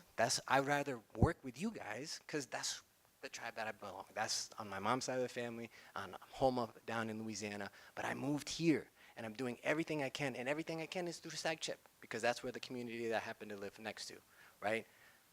But I'd rather be working with Sioux Tribe. I'd rather be serving members wherever they're at and being telehealth. So if we can get the telehealth going, that's what I've been doing for years. And so.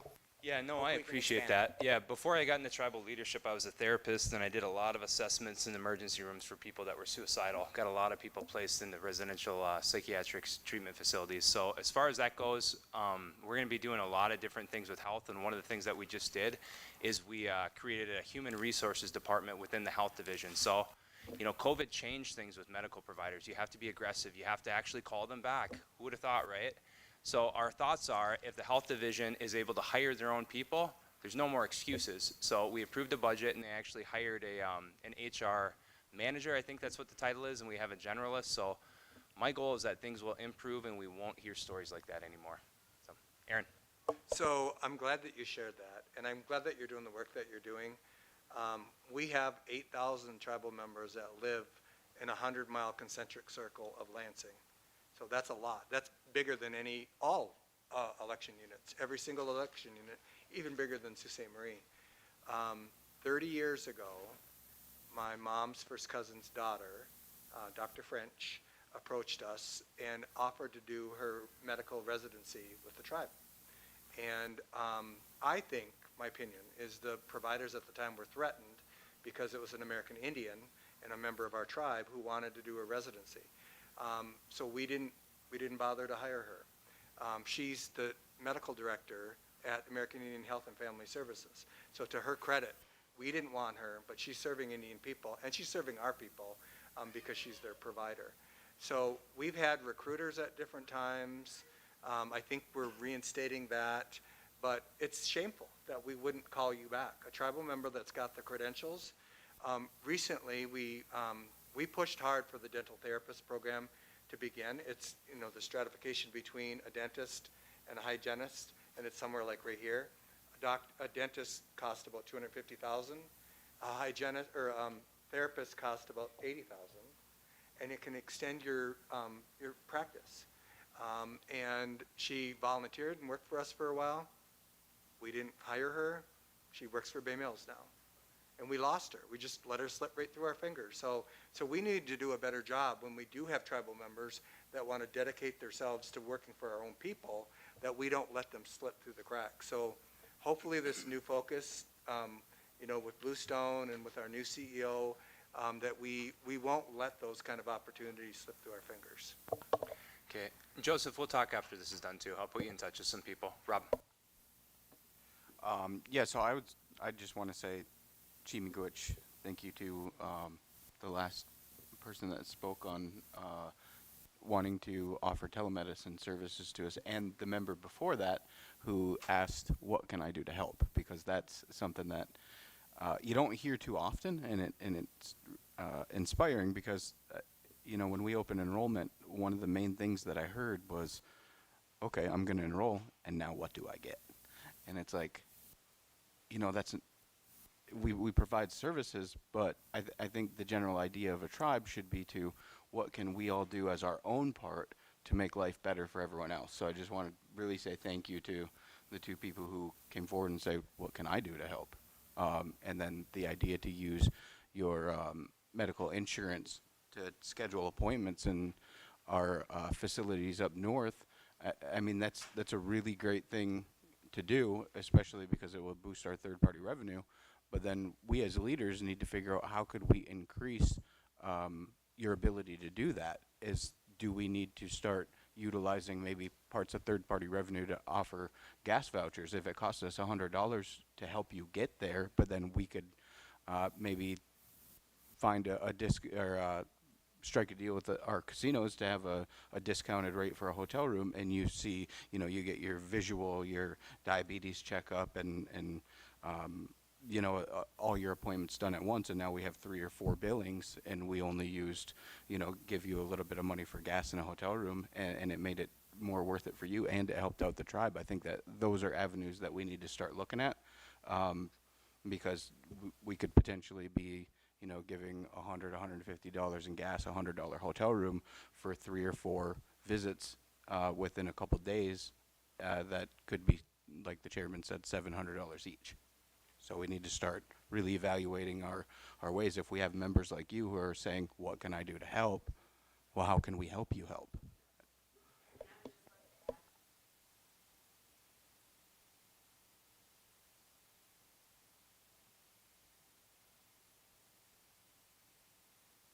For those that say, you know, what are the new enrollees going to take from us? I'm one of your new enrollees.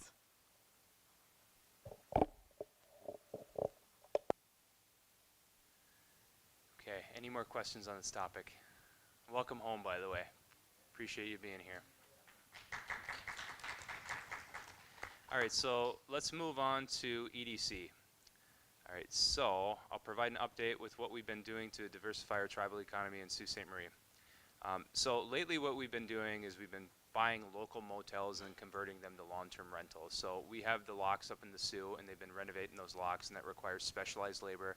So they brought an influx of very specialized laborers to town that have high salaries, and they've really driven up the cost of rentals in town. I mean, double if not triple what it used to be in previous years. So we've tried our best to be good community partners, and we bought those motels for a good price. Like people are saying, you're buying them top dollar. We've purchased them what they're appraised for, just like any other type of property. And they've made a profit so far. Those guys are willing to pay more than a typical local is willing to pay for rent because their employers contribute to their housing costs as well. So that's mainly what we've been doing in the Sioux. We purchased a gas station in Marquette not that long ago that's right next to NMU. It's a gas station / party store. It's made a lot of money as well.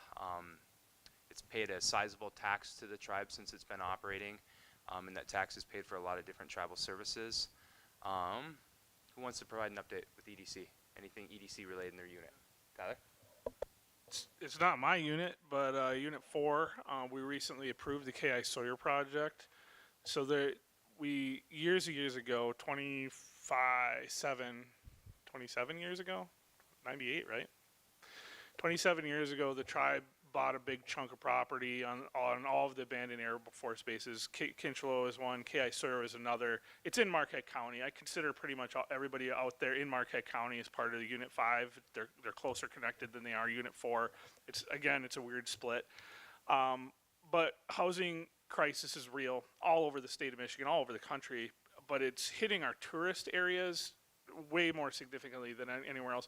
Marquette, Munising, Manistee, all of these places are just being bought up by investors, people who have money, and they're sitting on their properties until they can find out some kind of investment strategy or rental strategy. So our members are getting pushed out of Marquette and Munising further back to Wetmore and to Gwynn, Nagani, Ishpeming areas. We had multiple rows of houses in K.I. Sawyer, 42 units to be exact, not be refurbished. And even up until now, the tribe was only investing in 1 to 2 to be refurbished per year. So with that strategy, it would still take another 21 to 40, 42 years to get all of those units open. So those units have just been sitting there pickling while we have a waiting list at Sawyer Village, which is an income property, like an income-driven property. It's not a reservation. But we have a waiting list of 130 plus people right now, of people trying to get out there for lower income rental, but we're actually market rate there, and we stand to gain significant amount of cash flow investment from that property by updating those properties. So I'm actually excited to see those 42 units open, because like my dad has worked for the tribe for over 20 years now, and he works maintenance in Sawyer Village, and you know, he's getting to the point of retirement, and he actually wants to stick around to see it completed. You know, so I think, you know, if that says anything about some of the work ethic in our tribe, I think it's really important to note, like, he actually wants to see this finish and to see people in those houses so he doesn't have to drive by these dilapidated buildings anymore. Like, they're pretty much just shells that have to be completely reconstructed because people over the years stole out all the copper, all the plumbing cabinets, just a mess. But again, this goes to taking care of what we own. And one of the things that I would like to see in the future is as we're purchasing properties, that we come up with a strategy of why we're going to use, or what we're going to use it for, or why we're purchasing it and not repairing this thing over here, right? So that's a huge EDC one. And then the other one I'll let the chairman get into as well is our investment strategy with the low income rentals, with the point system and some of the complications we may be facing there. Yeah, so I'll talk about the KI Sawyer project. So how many units of housing are those, Tyler? 42. So you have 42 units of housing right outside of Marquette when you have a waiting list for 100 people, and just the bad investments that we've made as a tribe. I mean, why wouldn't you invest in repairing those houses? You know, so there's been a trend. We've been purposely trying to repair what's been damaged with either funds or ARPA, or the CARES Act funding, because it's needed. You know what I mean? Like, there is no greater need for our tribe right now than housing, and we're not meeting our people's needs. And if you have 42 units of housing that needs a little bit of work, a little bit of elbow grease, I mean, why the heck not, right? So I'm really excited that project received the funding that it needs to be completed, because if you don't make the renovations, eventually you have to tear the buildings down, and that costs money too. And I mean, that's not the only property. I mean, historically, we've purchased properties, businesses without business plans, without, you know, good solid business financials that would make sense for us. Like, sometimes we purchase mom and pop businesses and barely make a profit, and how would you expect the tribal government to do any better? All the bureaucracy that a government, let alone a tribal government, has. So we're trying to be smarter moving forward. And one of the things that we're trying to do is think outside the box. So historically, tribes stood to really gain with MDHHS low-income tax credits. So those are those low-income housing projects, and there's no cheaper way to provide housing to your people than that type of program. So the way that program benefited tribes is, if you were a developer and if you worked with a nonprofit, which tribes are considered, you would get points on your application. And if they're awarded that those awards, they would construct the apartment complex or whatever type of housing it is, and then whoever the nonprofit is that's on the application would get a big chunk of the developer fee, you know, and it's usually over $100,000. And then they get a certain percentage of the units that they can then rent to their members, free to the tribe. Just put your name on an application, you get a developer fee, and then you can get free units of housing for your members. So they recently made some changes for how that program awards those points, and we're going to be advocating that it get returned to the previous criteria so tribes can continue to benefit. But those are the big things that are happening with the EDC. You know, we benefit from cannabis being legalized. We have dispensaries in town that help pay for services. We have online gaming that's through the EDC as well. And then, no, that's not through the EDC. That's through the Gaming Authority, and we use that to renovate the properties and pay off those loans. But those are the big economic investments we have right now. Aaron. So I want to be careful how I say this, because I want it to come across positive. So I'm encouraged by our EDC director, our CEO that we have right now.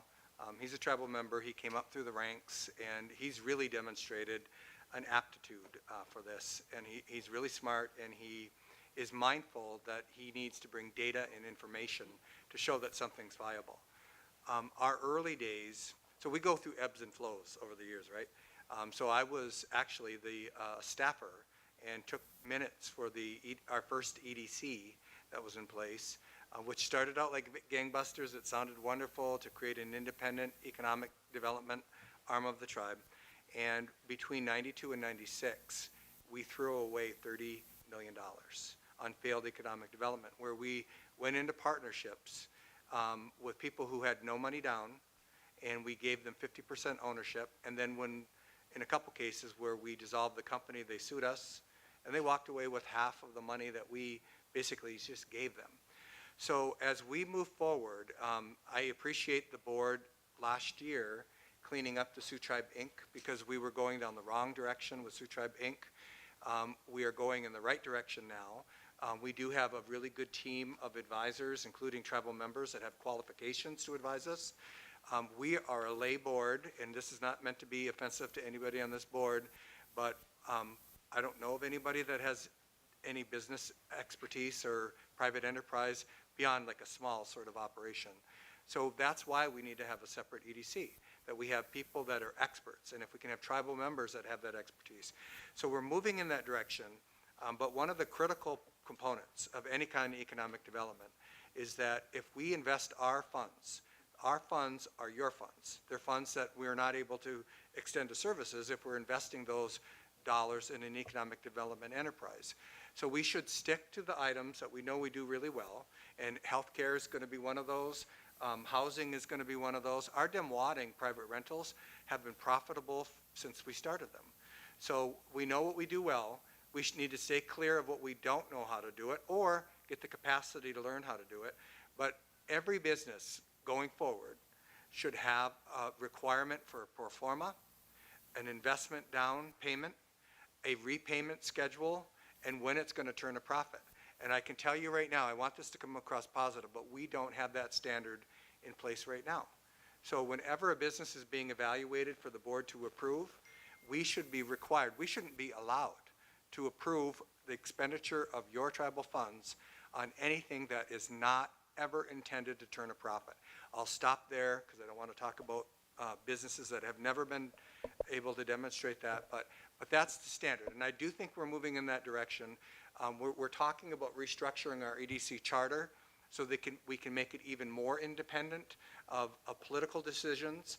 And if the sooner we do that, other tribes have done that. The Huron Band has a separate EDC. Pokagon Band has Bimadzawin. The tribes that are really successful right now that are making multiples of what we make have done that. They've insulated the politics away from the economic development. So, but I do think we're moving in that direction. We just have to take that final step and insulate our economic development. Okay, I want to add one thing to that. So what Aaron said is true. Humility is one of the 7 grandfathers, and we need to remember what our strengths and what our weaknesses are. So we hire business professionals in the tribe to make those recommendations to us. We should not be purchasing any businesses moving forward that go against the recommendation of those business professionals who will then have to run those businesses. In the past, we don't have to relive it, and I won't mention business names. We purchased businesses when they have come before us and said, this will never turn a profit. You can do it if you want to, but don't expect to make any money. So most of the tribal members that we have are at-large members that live outside our service area.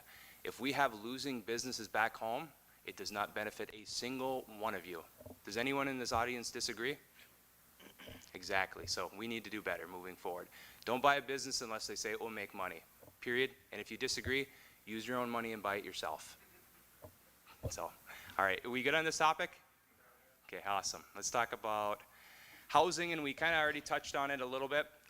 So we've done a lot of different things with housing in the Sioux Tribe. I've already mentioned it. When you look at Maslow's hierarchy of needs, housing is right at the top.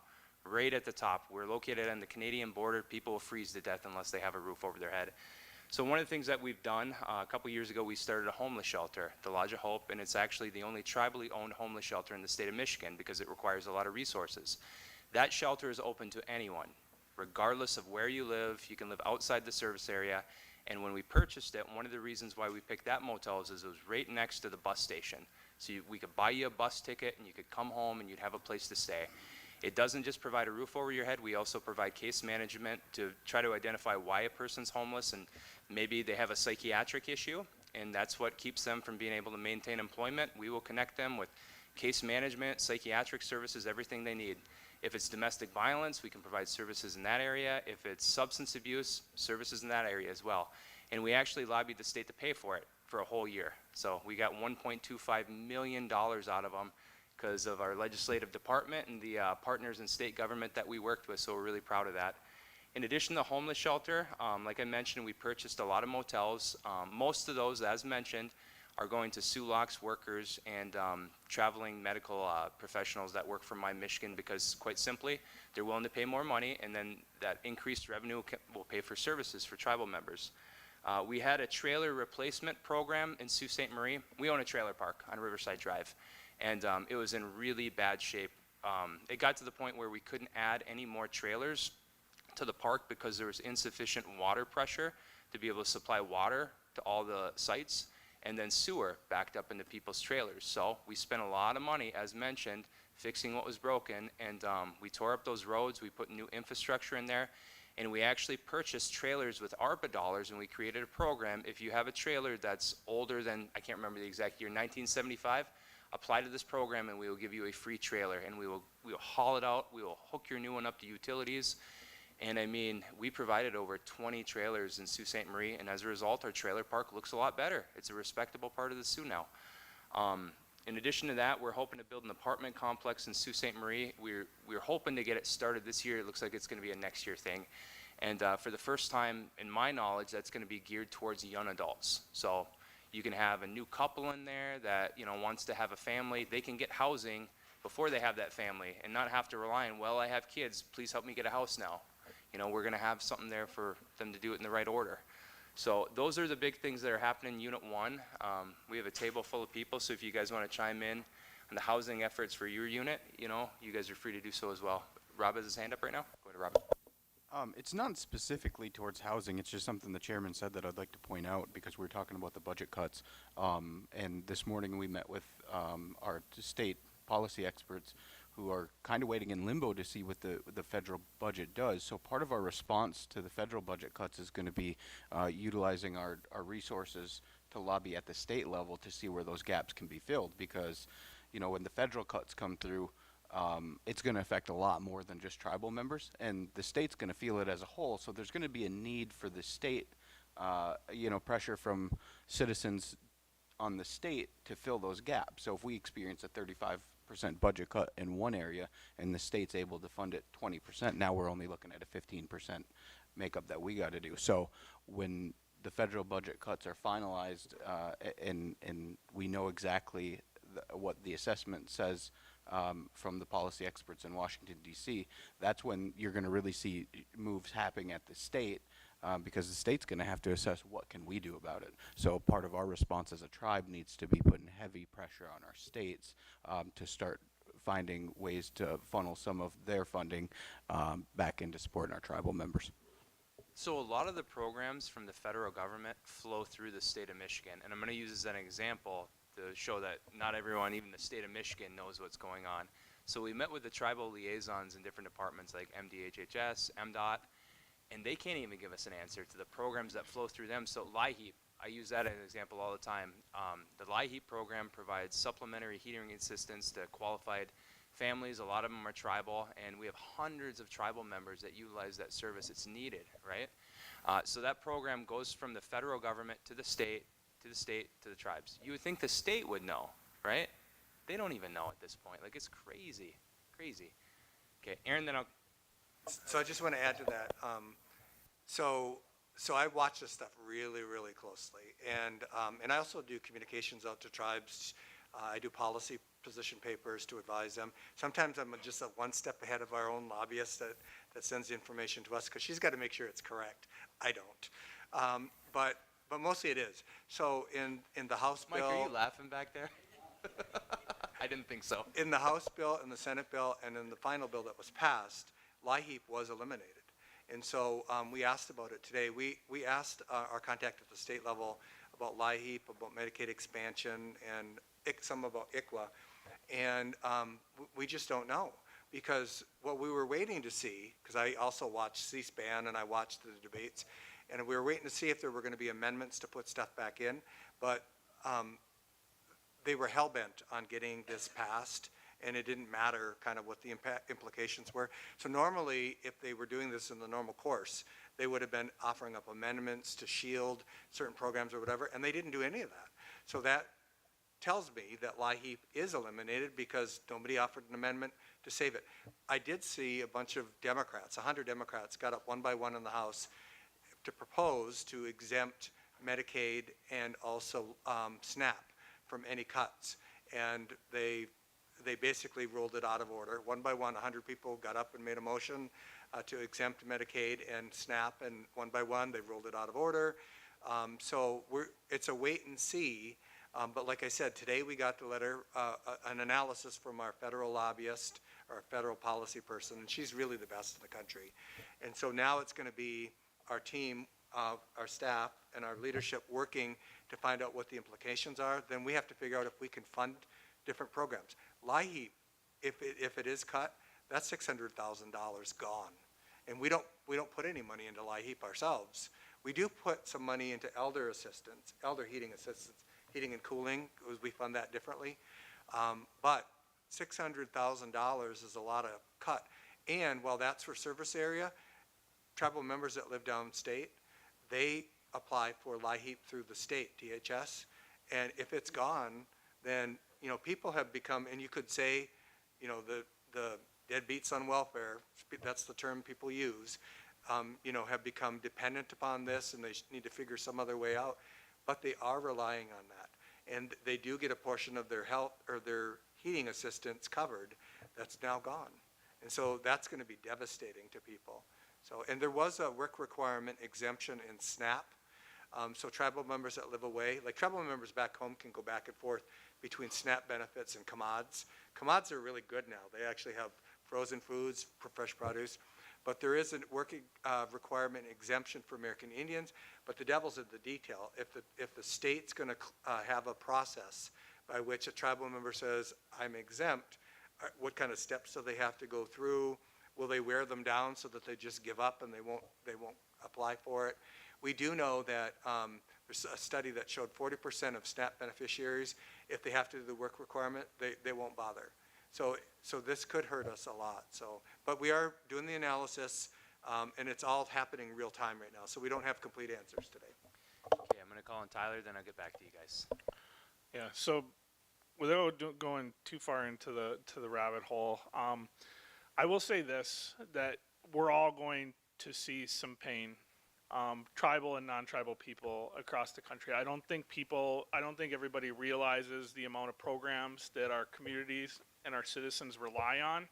I don't think even our tribal citizens understand the extent of the relationship the tribe has with the federal government, and in turn the state government, because for instance, CMS, and this is a huge one for us. So I actually sit on at the table with the Secretary of Health and Human Services. I sit on the stack for this region, and we were able to advise him and really argue the point that the work requirements need to be removed for American Indian Alaska Natives. They were able to build that in, so we had a win there. So he is showing good faith that he hired a Native American as one of his top-level assistant secretary, first ever. So we're moving forward in a good way in those things. So those are small branches for us. That doesn't mean that we're not going to see some of these cuts, because what happens with CMS specifically, while it's a federal program, the federal government authorizes the states to implement CMS. So when I'm talking about CMS, I'm talking about Medicaid and Medicare services. IHS, Indian Health Services, in the Bemidji area is only at 38.5% level of need funded. So that means the rest of our funding comes either from our economic development or our third-party revenue, which CMS is over a 40% driver of that third-party revenue. All other insurances are uninsured as the rest of that funding. So if from the federal government the directions are not made clear to the state, we will see issues with CMS patients having to battle these work requirements. And when those things happen, we need to know about them so we can go to bat in DC. Like, that's what we do. Like, a lot of people don't realize, like, they think we sit at a table and we just run units and all this other stuff. A majority of what our job is, with the chairman, myself, and the rest of the board, is to be here in Lansing to work with the state and have a good relationship, but there is no requirement between the state and the tribe. Our treaty is not with the state. Our treaty is with the federal government. our requirement is with the federal government. However, we need to work nice on both sides and with the state of Michigan. We've had progress this last couple of years with this administration, and even under this current administration that's happening here, this is the first time in a long time we've seen 4 letters come down saying tribes are sovereign nations, they're not part of DEI. While it hurts me to be raised above other people, we're actually being put up where we should have been all along.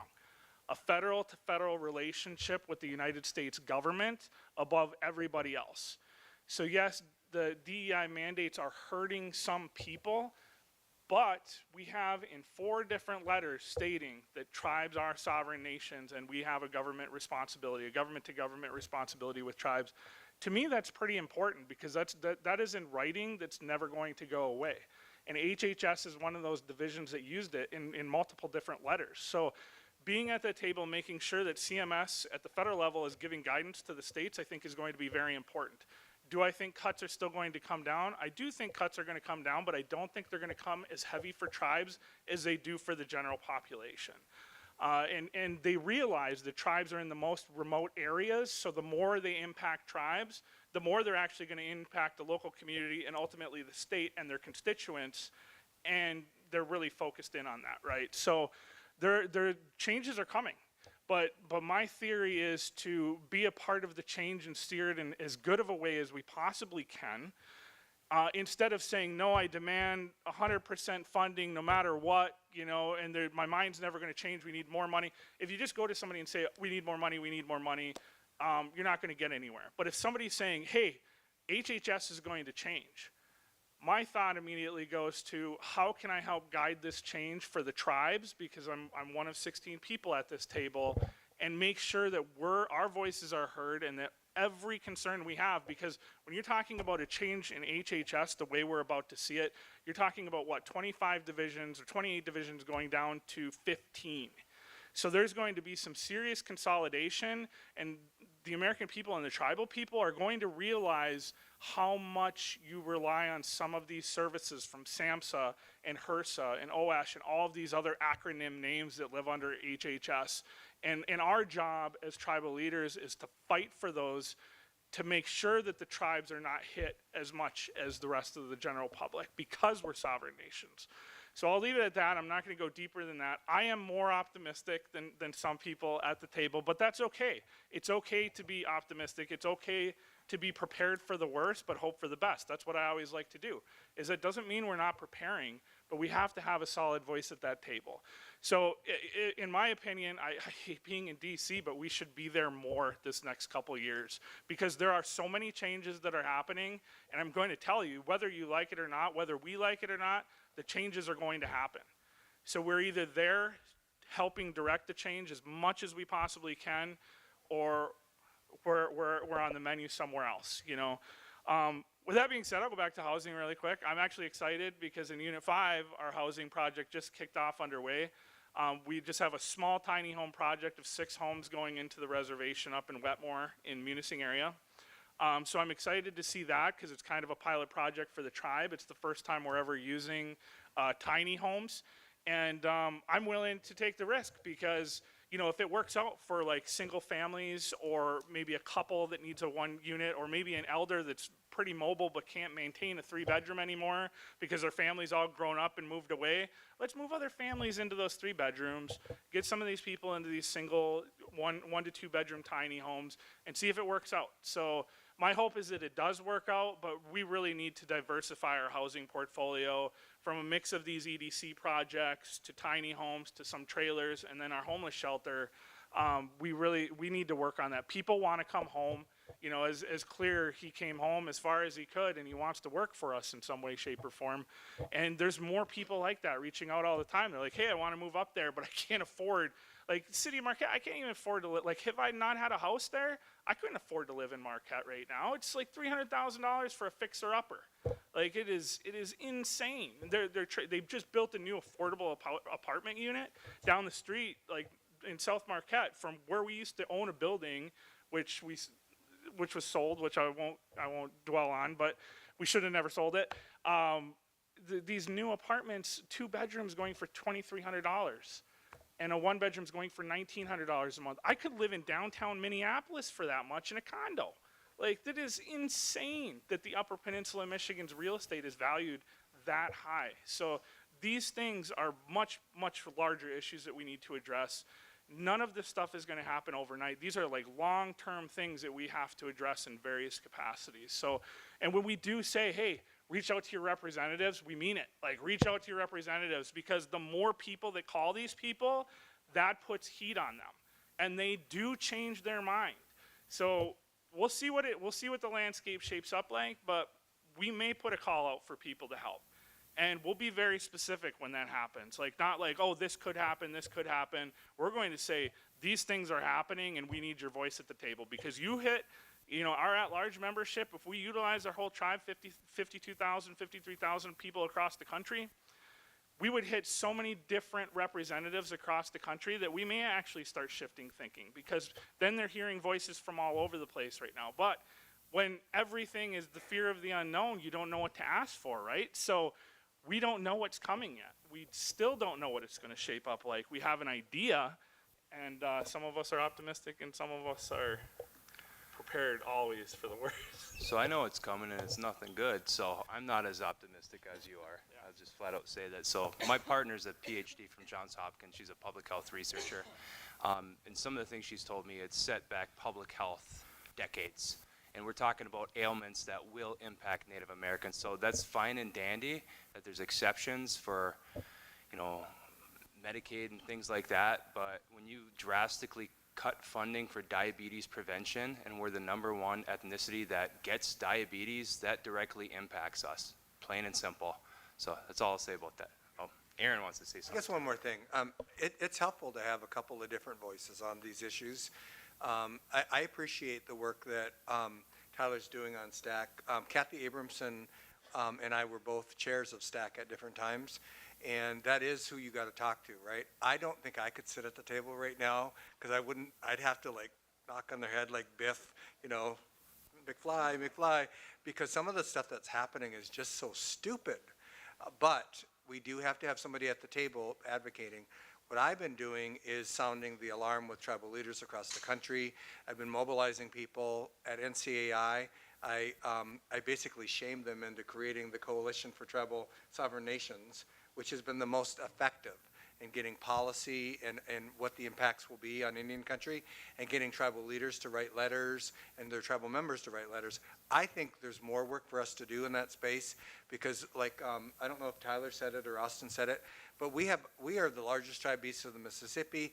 We hit congressmen all across the state of Michigan, and we could really have a much greater impact. If you've been reading my articles, I've been listing out how to contact those people, but we need a full-on effort to get our tribal members to help protect. And I know that at-large members feel a little dispirited because you're not going to get anything out of it, right?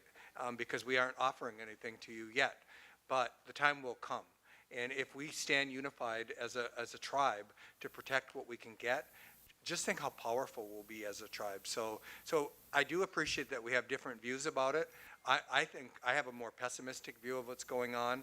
We have to fight right now. We have to fight. But that diplomacy at the table is critical. So I appreciate the work that you do. You could do it. I don't think I could have a straight face looking at somebody who's non-native, who looks browner than me in an unnatural way. Yeah, so Tyler has to sit at that table, and if you're not at the table, you're for lunch, right? So you have to work with who's in office, but you also have to, level with your membership about what's happening there. So I appreciate all the work that you do, and I mean, I've testified for Congress 2 or 3 times this year, done so many Capitol Hill visits, met with people from both parties. I mean, you just have to work with who's there. You have to do the best that you can. So yes. Hearing about what we're doing to try and stop it from happening, I love that. I call my representatives. I keep hearing what we're trying to do to stop it, and I love that, right? I call my representatives. I do my part that way. What I would like to hear at some future point is, when it does happen, how are we going to communicate those changes to our tribal members so they can navigate the new scene, whether it's maybe the work requirements, right? maybe that is great. The SNAP work requirements are waived for us, but how do I know that? How do I know that as a community health worker in Ingham County, how can I help my people in my community that are Sioux Tribe understand that and get through that red tape? And secondly, community health workers are reimbursable by Medicaid. So maybe that's part of our answer too, right? Is to get those CHWs out to those individuals. That communication plan, we shouldn't rely on the state for. We should take ownership of that. Absolutely. So I'll note though, it's not the communication. So the communication needs to come from the feds directly to the state for them to clearly understand that all tribes are waived, right? And then yeah, you're right. The state's not responsible for communicating that, but then they have to communicate to the MCOs, and the MCOs then have to work with the people that are on their contract plan, right? Yeah. Right, and as soon as we have that information, I think we should post it, and that should be done properly through our health division or maybe our news source or our online newsletter that we're still yet to create. But you're right, like the communications need to come, but like we're fighting for things as often as we can, but like we still don't have a full grasp. Like, we just met with some of our policy experts today, and they don't have firm answers yet. We're reading through some of this stuff, and we're just like, this doesn't really make sense.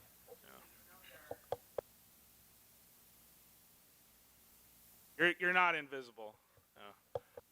Okay, does anyone have any other questions regarding anything we talked about, anything we didn't talk about? And in full disclosure, we're a little bit over, so very soon I'm going to have to shut things down and let staff go to their hotel rooms because they have to be up in the morning and work. But I will stay as late as you guys want to talk to me, and maybe some other board members will as well. So go ahead. Hi, this is more of a quick comment on housing. For me, for this summer, I applied for the Sioux internship program.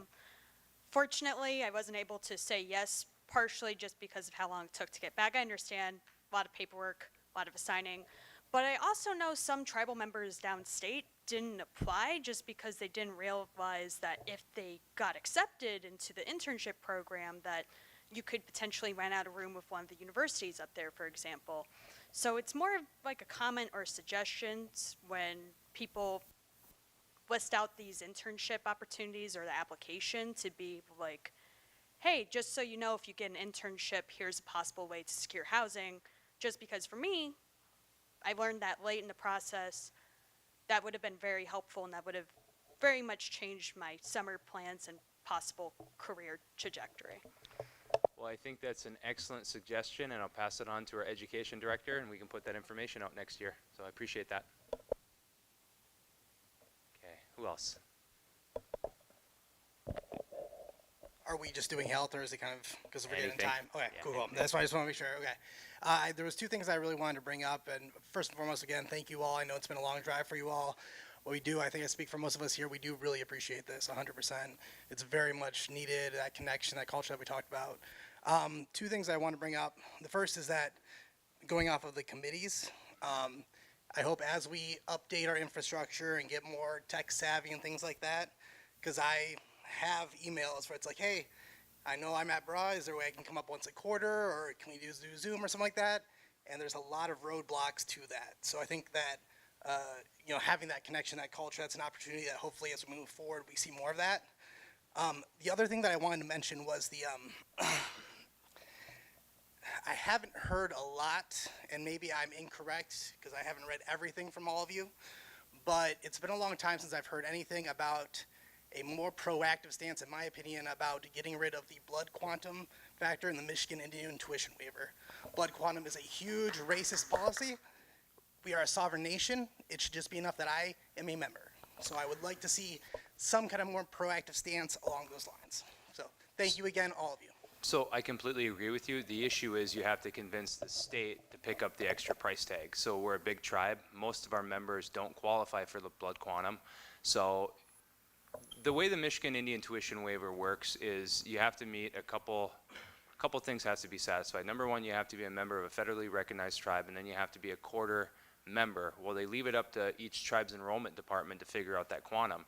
But if the Sioux tribe were to say, all right, now every member is full-blooded, you know what I mean, as some tribes in the state of Michigan have done, you'd have to do that with the state of Michigan being willing to pick up the entire tab of it. Otherwise, it could put it in jeopardy. So I'm supportive of it. There's a saying, only Native Americans and dogs have to prove their pedigree, and it's the truth, right? It's the truth. But we have to do it through the state, and we have to do it responsibly, and I'm supportive of it. Absolutely. Absolutely it is. Yep. Yep.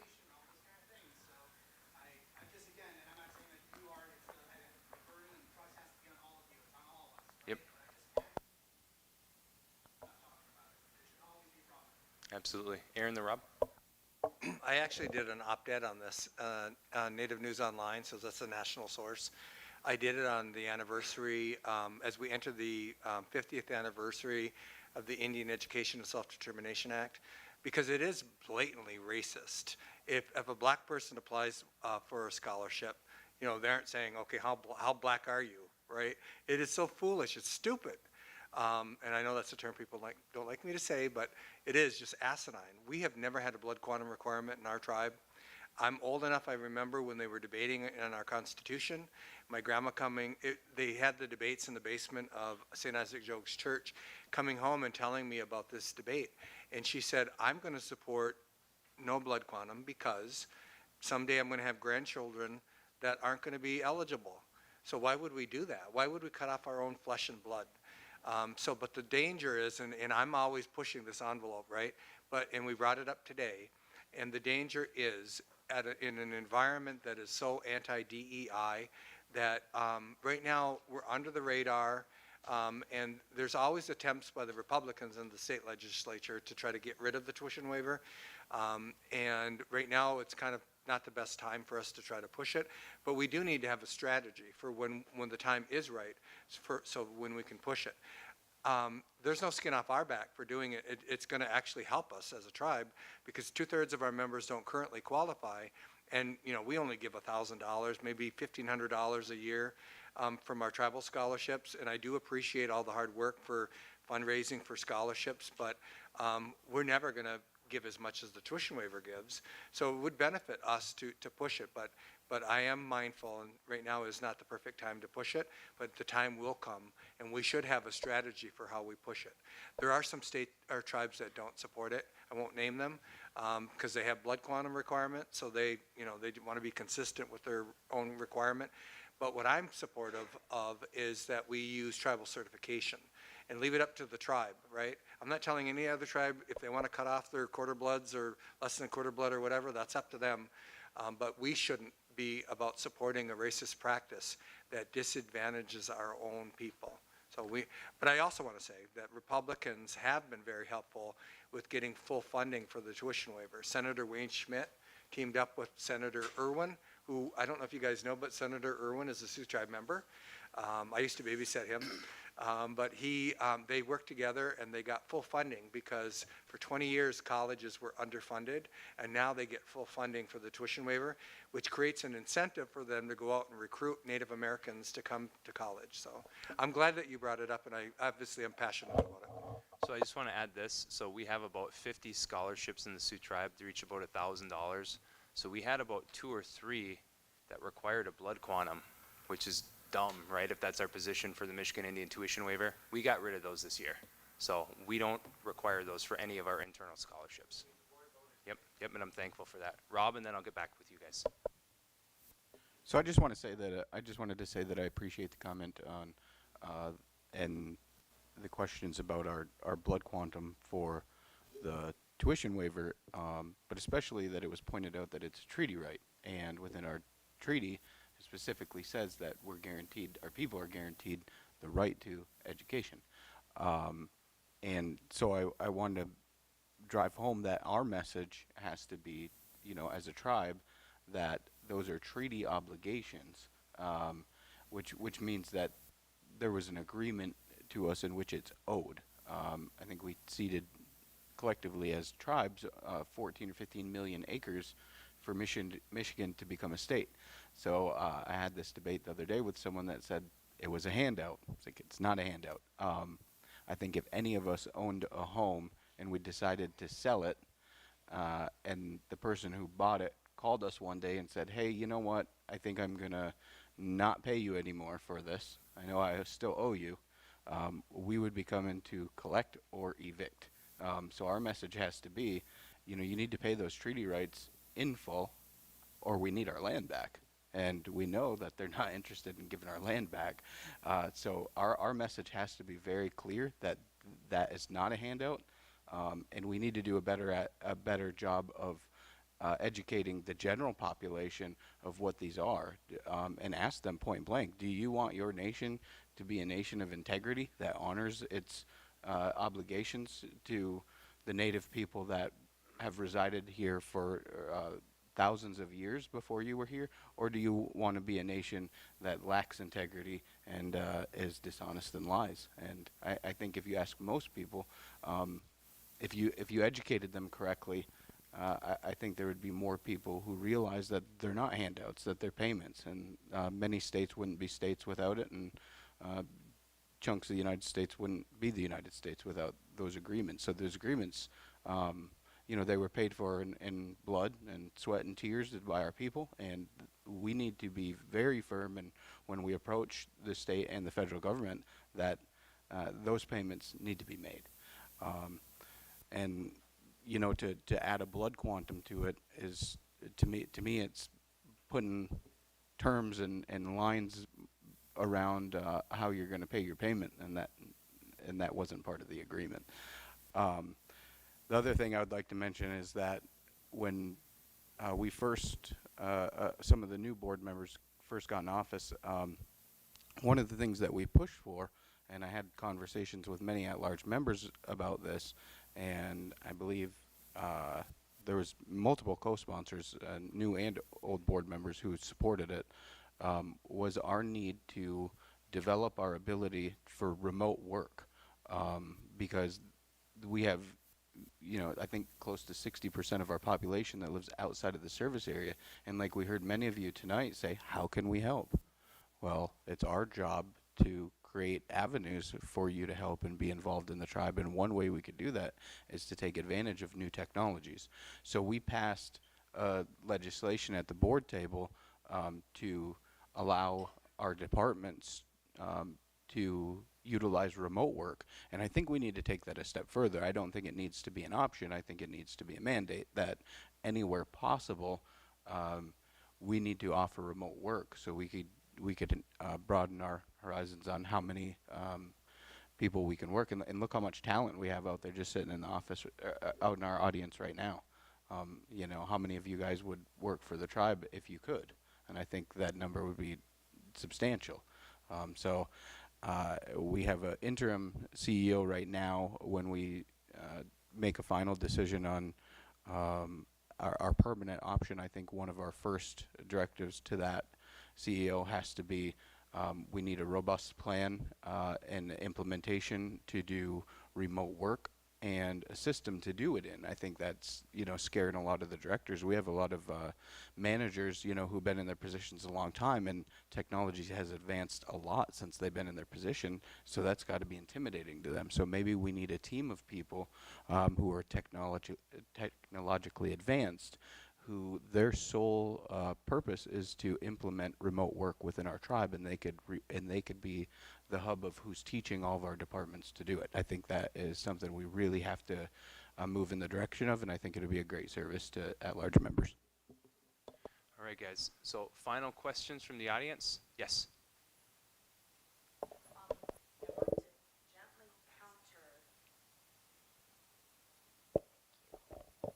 I just want to gently counter Aaron's comment about asking the state to fund that money, and Austin's, because they found money for the lifelong learning that pays for college, for community college, for I think it's 2 years if you graduate from Michigan. So there's got to be some money there that could offset. So if every one of our tribal members are getting at least 2 years free of college through that program, there's going to be more money that they're current. I would love to see the numbers on that, to see like how much is being used 5 years ago versus now with that lifelong education bill that was passed. Thank you. Yeah, go ahead.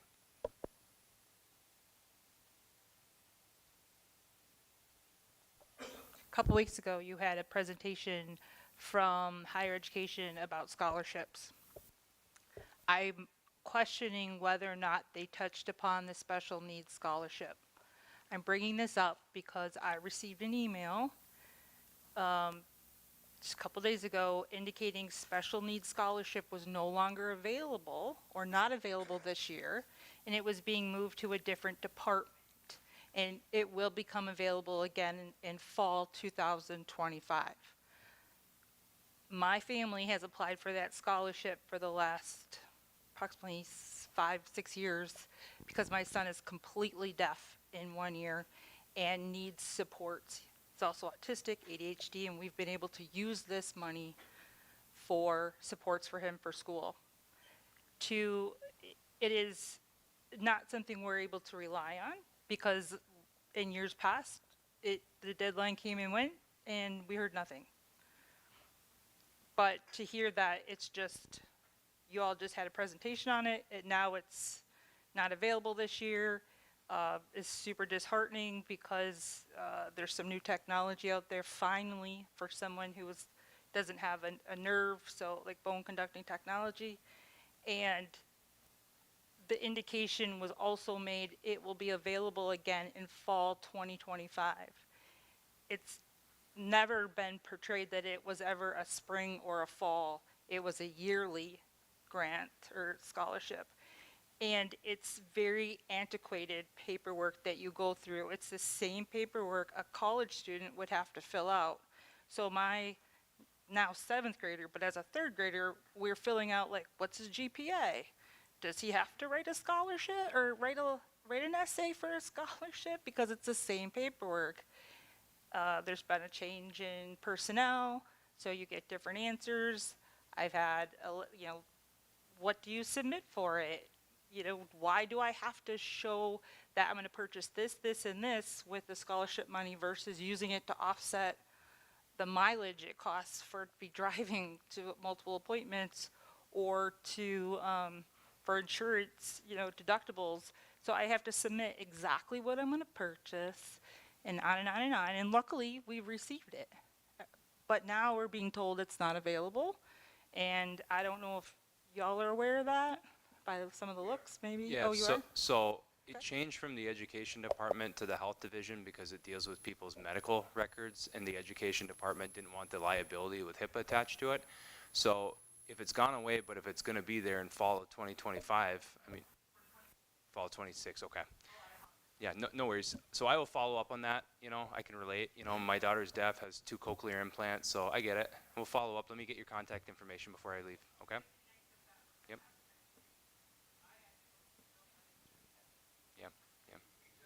Presentation just 2 weeks ago, and we were informed of the discomfort for the education department to do it, but I don't know why we couldn't just implement it this year like we did last year and then move it, but We'll figure it out. Health division is flush with funding, so we'll figure out a way to work with you guys on it. So, all right, well, I appreciate all you guys coming here today. For real, more people showed up tonight than I think any meeting in the Sioux, so I don't know, maybe we need to be down here a little bit more often. So, yeah, you guys are awesome. And I want to say this as well. You guys are always so positive whenever we come downstate or come out of the service area, really. And there's nothing wrong with it, but some people back home get a little bit obsessed with just the drama, you know what I mean? So it's nice to be with you guys here this evening. It was a pleasure answering all the questions that you guys had. If you guys want to talk to me, I'll stay as late as you guys want, okay? So, miigwech for being here. Appreciate it, guys. Also, all the snacks and refreshments that's back there, take them all with you. We had to purchase some. If there's any waters, popcorns, pop, anything at all, grab it on your way out.